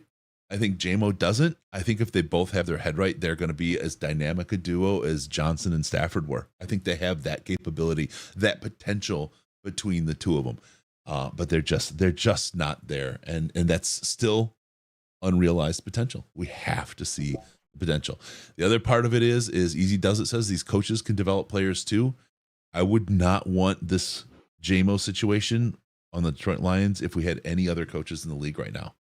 I think these are the guys that can get it out of him and that can help him be the best. I think Antoine Randall L is a fantastic coach for him. Yep. That's it. So there we go. We'll stop with the JMO talk there, right? We'll work on and we'll do that thing and we'll go. Let's talk about who else. Someone brought up Jonah Jackson. injured. I don't know that you're going to see a whole lot of movement or a whole lot of anything out of. You're not going to get a lot of value out of that sale. Number one. Number two, that would probably be the most talented offensive lineman that was put on the market by miles in the NFL if we were to sell him. So, but the question then is, what do you replace him with? Okay, Graham Glasgow becomes your starter. He's okay there. I'm all right with that. Getting counted by Graham Glasgow is literally Graham Glasgow is your backup center as well. They don't have anybody else on the team who can snap a football. They don't. So you're hurting your depth there. Kaude Awashika, Yode did not look great in Tampa. He was okay. Yeah. He looked like a backup making an emergency start. Could he do more than that? I don't know, because this is his 4th NFL season. Hasn't really shown a lot more than that. Like, if he's your backup, you might be okay, but you might not be too. Keep in mind, Big V, probably not long for Detroit. Might not be long this year if that back doesn't get back to where they're on. The knee problems are like, do you trust Big V's durability to get you through a playoff run? That's it. That's exactly it. Do you trust Big V to make it through the playoffs? I love the guy. I love him. Yep. He's great when he's on the field, but can he stand there? Like, again, does that sound the way that Brad Holmes operates a football team? 9. I don't think so. Is Jack Campbell for sale on the defensive side of the ball? Why would he be? I'm just making silly shit up. Okay, good. Like who?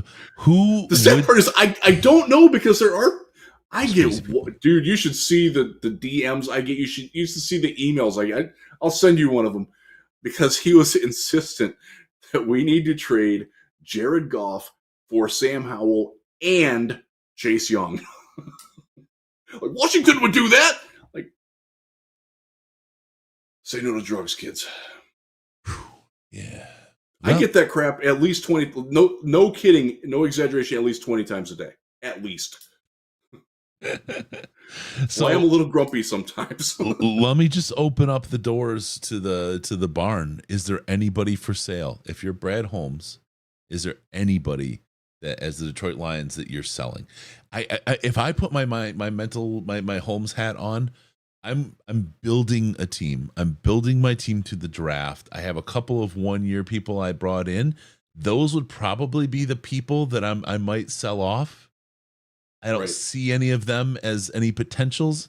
I see my team as a very likely 6-2 team going into the bye, with a lot of these guys getting healthy. I just can't believe the Detroit Lions are in a position or desire to sell. If anything, they're looking to pick a couple of key pieces up to help get them through the playoff run. I would agree.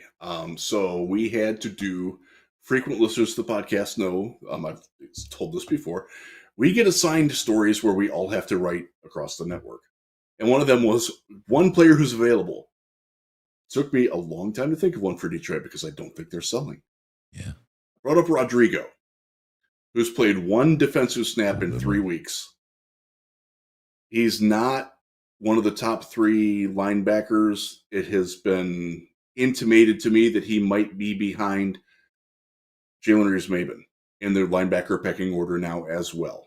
And that's more of a reflection on Germ being better at defense than they thought he was going to be. Yeah. And we saw that this summer too. And that's nothing against Rodrigo, because I think Rodrigo has a place as an NFL linebacker. He's not likely to get to show it in Detroit, not with Jack Campbell and Derek Barnes and Alex Anzalone all being locked up long term. Yeah. And it's great that he's a fullback. I commissioned somebody to do the study because I could not be neutral on it. And the results aren't back yet, but the early indications are that, for the love of God, Ben Johnson, stop using a flipping fullback. It's terrible. Your team doesn't need it. Stop doing it. Yeah. Especially with a linebacker. It doesn't work. You don't need it. It is a net negative for your team. And to be fair, they've only used it. They used it twice last week. They used it once the week before. All 3 plays, by the way, wound up negative. So Yeah. That's my contribution to it. But that should be up at Lions Wire towards the end of the season because we're trying to build more data points on it. Yeah. We don't want to rush to judgment there. But Nice. I'll just say this: they don't miss Jason Kabinda in the offense one bit. There's no maybe rush trade back. him if he's going to be in, if he's going to be back. There's no rush back for him. There's not. No. Really quick. They're much better using a sixth tackle. Dan Skipper's very good at it. Let him do it. That's what you need to do. Ryan Williams. There's like one guy in Washington team that's worth bringing over, and it's Scary Terry. And I just wanted to highlight that because that was really my first. Oh my God, yes. You remember my first real deep love at the Senior Bowl was Terry McLaurin. And he was so good. He still is so good. He is. To see him finally make his way over, I would be that South Park meme with just everywhere, right? I mean, it would be. And let's be honest. I would love to have Terry McLaurin here. Would be an impact maker immediately on this team. 100%. He is just that guy. He's so Ryan, thank you. He'd be great. Thank you for giving me that moment, Ryan. I appreciate that. Yeah, make that happen. Yeah. Somehow. Oh God, Big V's injury prone. They're trading him, but that'd be great. I'd love it. I'm all for it. Barnes has one more year. I'm not sure. They may keep Barnes around. He's developed a great deal in the last year. He's grown a lot. If he can keep that trend, he may be a guy they hang on to. So keep your eyes open. I think there's not much question about that. He will be here. Yeah. Yep. Okay. I think we've got the buyers, the sellers, and the stock market ready for the Detroit Lions. I will end on just one thing. Whatever happens, we're likely to be surprised because that's just who Brad Holmes is. He does the unexpected. And then when you look back, you're like, he told us that. He freaking told us that, but you were still surprised. He's a master of that. So I'm really excited. That's why I'm trying to read the things like, okay, he drafted these defensive tackles, so he's told us that they're good there because they're not playing. Like if he felt like they needed help, like, hey Dan, hey Aaron, play Broderick Martin. Let's see what we can do. I really liked him as a draft evaluator. I'm kind of your boss. Maybe you should play him. Like that's why they're not taking a defensive tackle.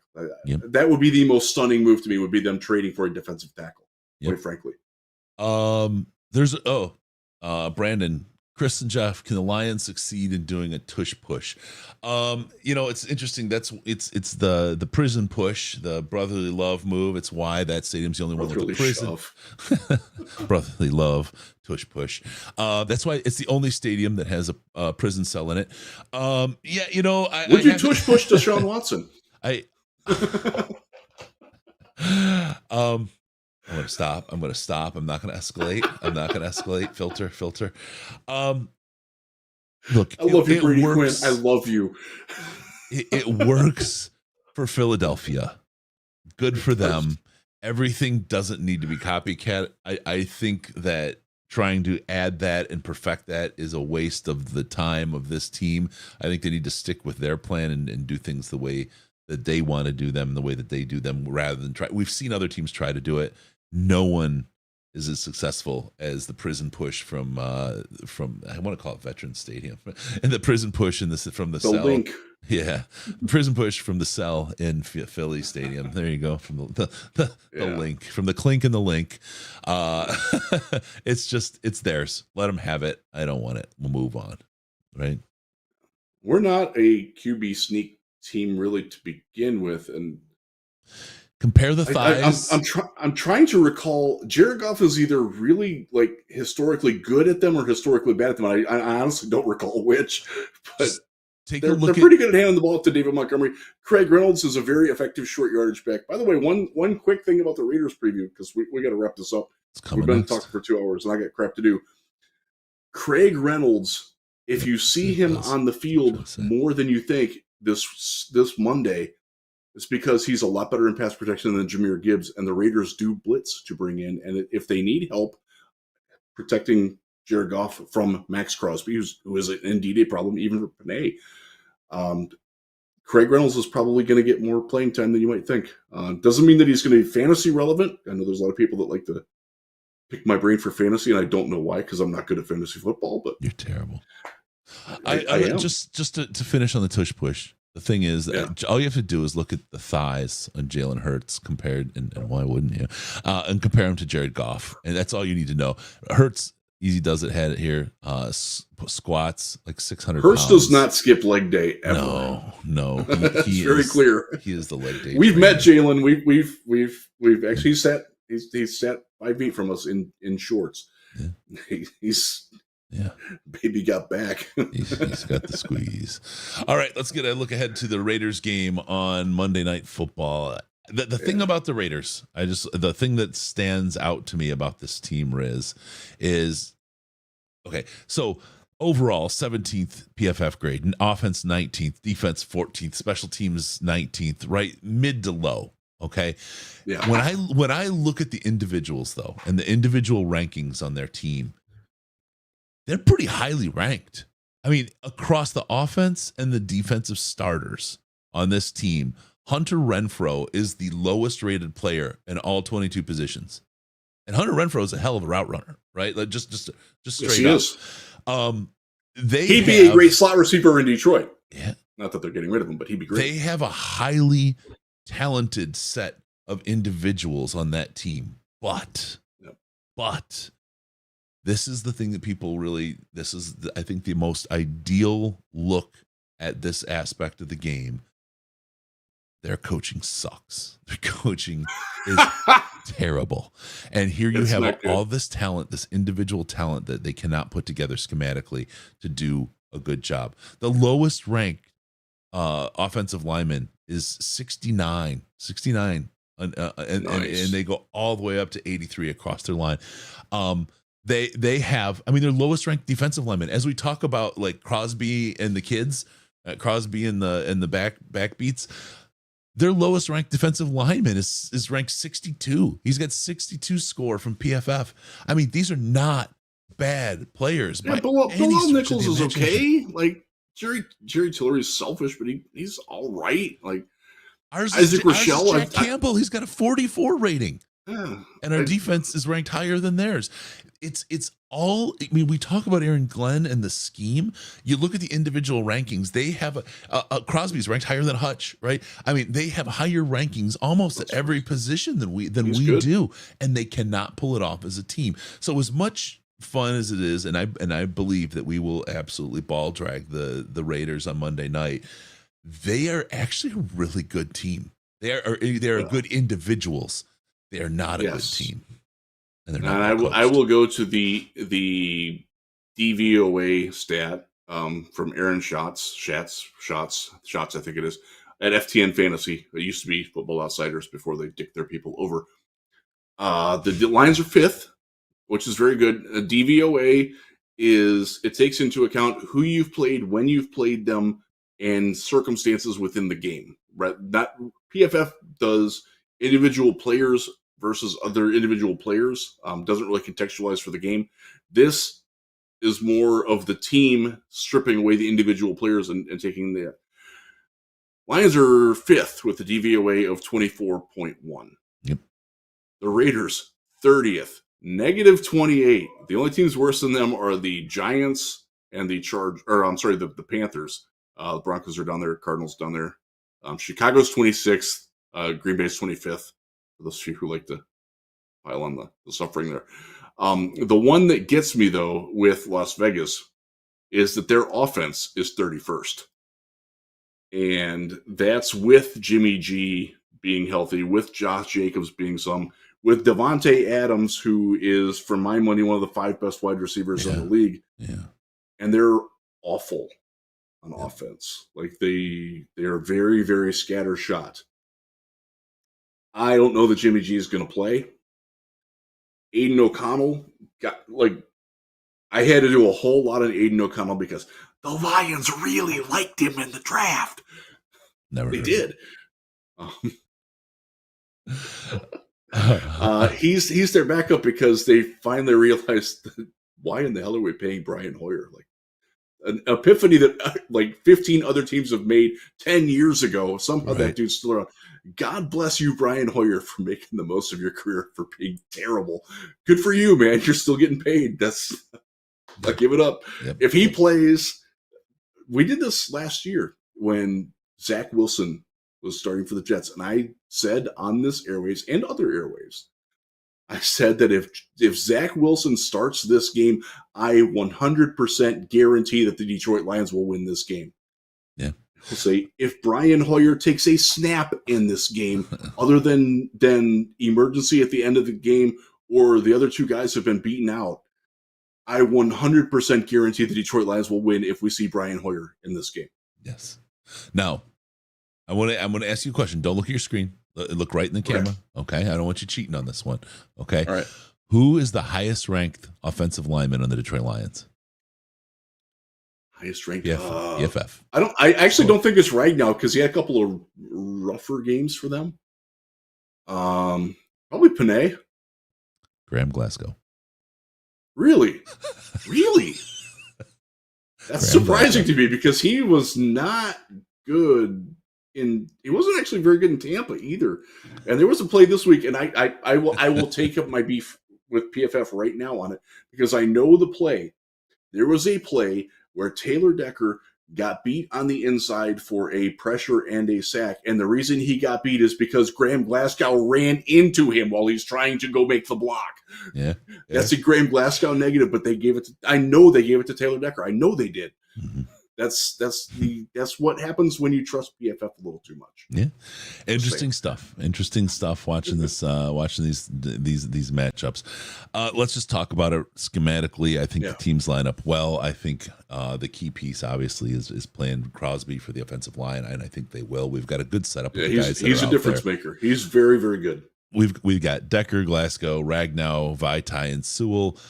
Barring any late breaking injuries from the team, they've had a long week to get to heal a little bit. Too. Yeah, they've got a long week to get healed up a little bit and to get their working together. Give Glasgow a better chance to kind of make the shift over to the left side from where he was playing for Vaitai for a long time.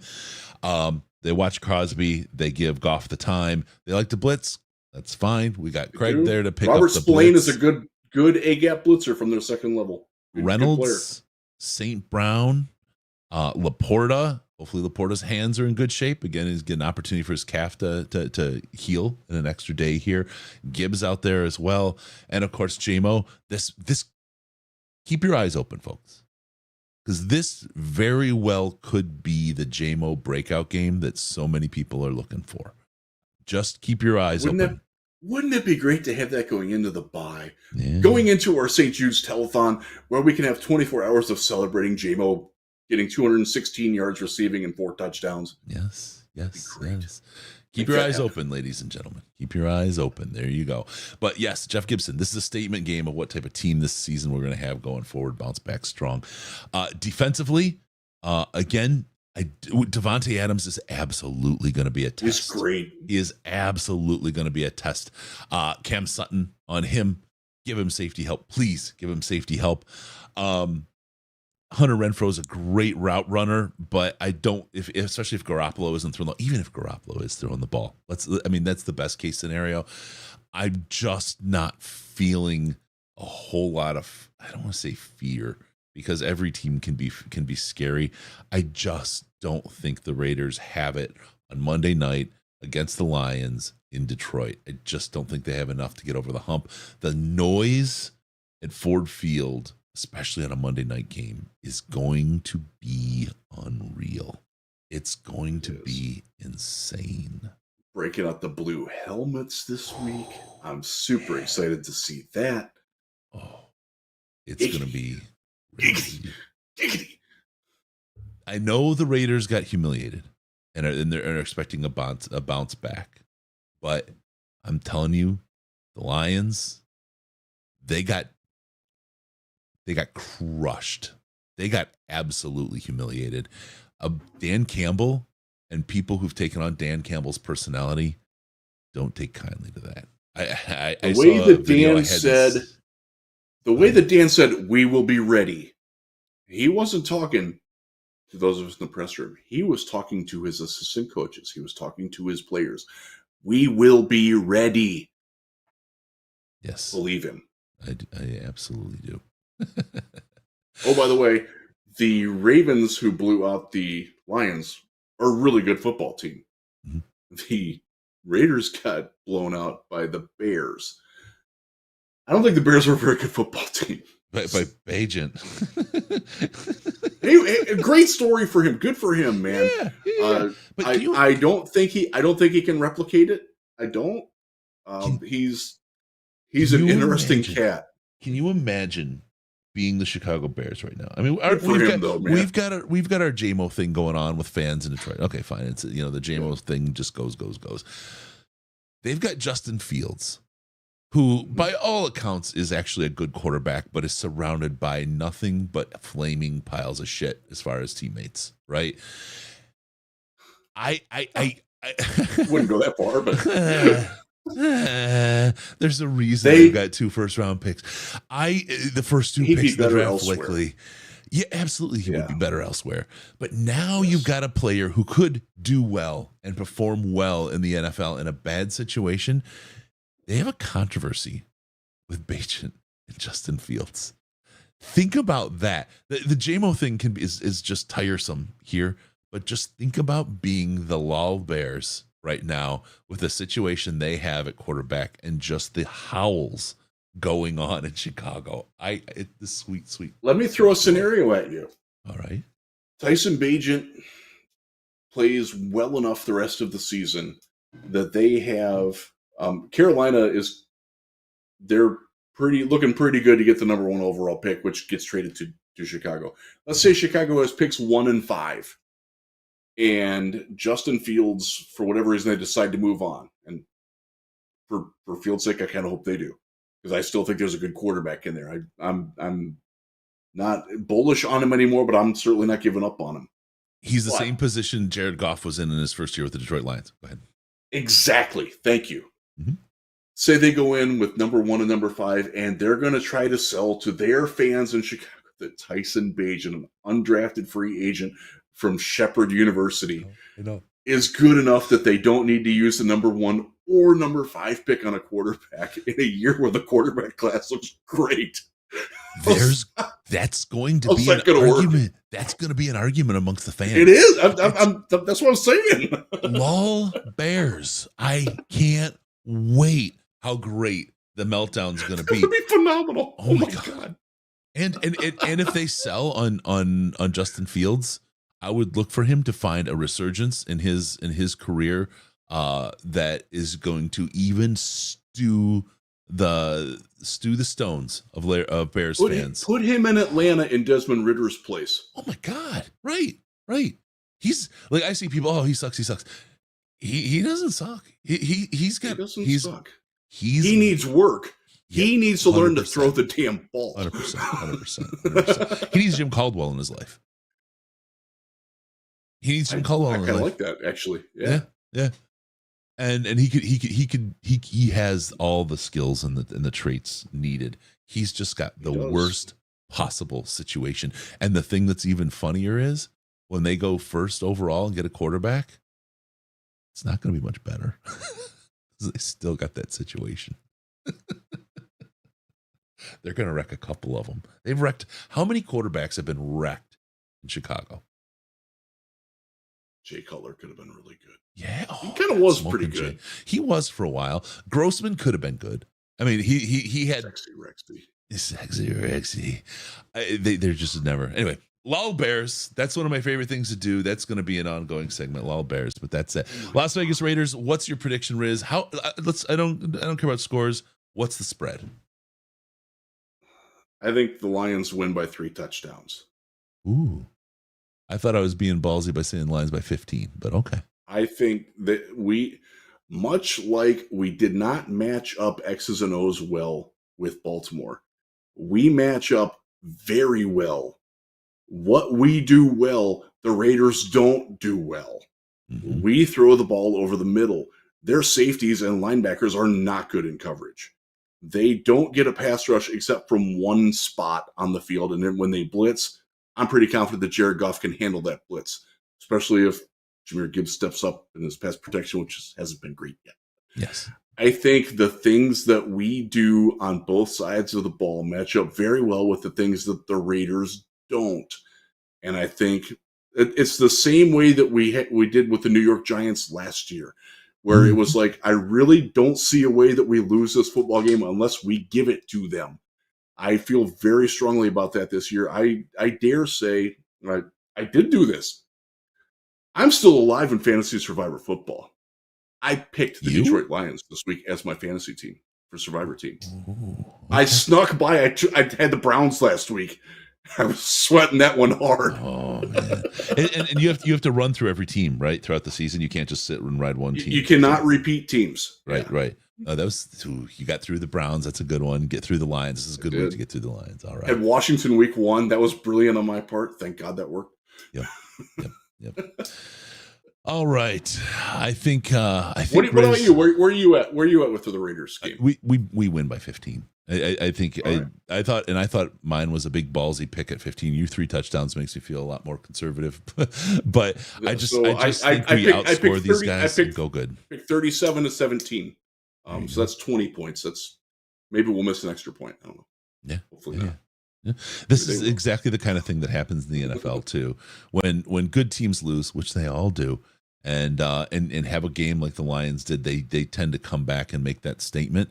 And I would really keep your eye on this, because if the Lions don't come back and make this that statement game that, you counted us out and you're wrong, if this is like a squeaker where we come by into the bye, that doesn't do it.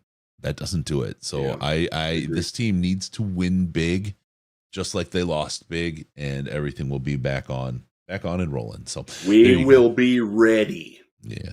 I want to ask everybody here, please hit that like button, the subscribe button, the bell, all that stuff. That helps us out. It helps everybody kind of find the juice, find our show, helps us do the things that we do, helps us get out there, and frankly, just helps us continue doing this.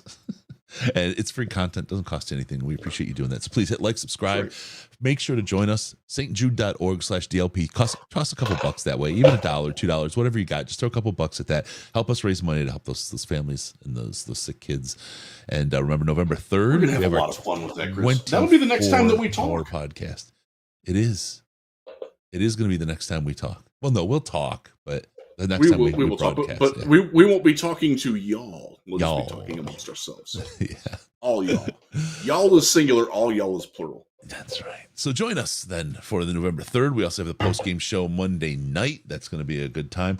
I think Sandman misspoke when he said he was going to do it, now that I think about it, because it's a home game, and I don't think he's going to be able to do the post-game, but we're still doing a post-game. Don't you worry. We will have somebody. It might just be me. I might do it alone. I don't give a fuck. Honey Badger don't give a shit. All right, there you go. Honey Badger don't care. We'll get it. We'll have you a great show, because that's what we do. Remember, don't forget about some Patreon. Patreon.com/Detroit Lions podcast. Up so many FCC fines. We don't have an FCC. Doodah. Patreon.com/Detroit Lions podcast. As little as $5 a month gets you access to the most intelligent Lions chat on the internet. It's like 350 smart people and 4 stupid ones. It's such a ratio you won't find anywhere like that. Slack chat, great time. $5 a month minimum to the Patreon. Help us do that. Helps us out. Helps us do our thing. Also, follow us on Twitter at Jeff Risdon, spelled just like you see there. It's easy. It's not The Riz, although you probably should have an alt account, The Riz. But actually, you should create The Riz as an alt account and make it like the Bizarro Risdon, like just dumb tweets. That would be an ideal alt Riz account. There are some who will tell you that that's what I do anyway. That's true. Okay, make it the smart account. And then also follow us at DET Lions Podcast, DET Lions Podcast. It's where if you're looking for shows, if you want to know if we're doing something, not doing something, whatever, all the announcements, make it on Twitter. That's the one that really is the space to get all the communication outside the show, and you find out what's going on, when, where, and all the special stuff that we do. Also call us on the Lions Line, Detroit Lions Podcast, all one word if you use the Skype, or you can use your regular old fella phone, because we're the fellas. 248-782-8384, 248-782-8384, or 248 Rub You Fug. That's right. Sure, go to DetroitLionsPodcast.com, subscribe to the podcast so you can get icky things in your ears That's me and Riz in each ear all the time. Icky, sticky fun.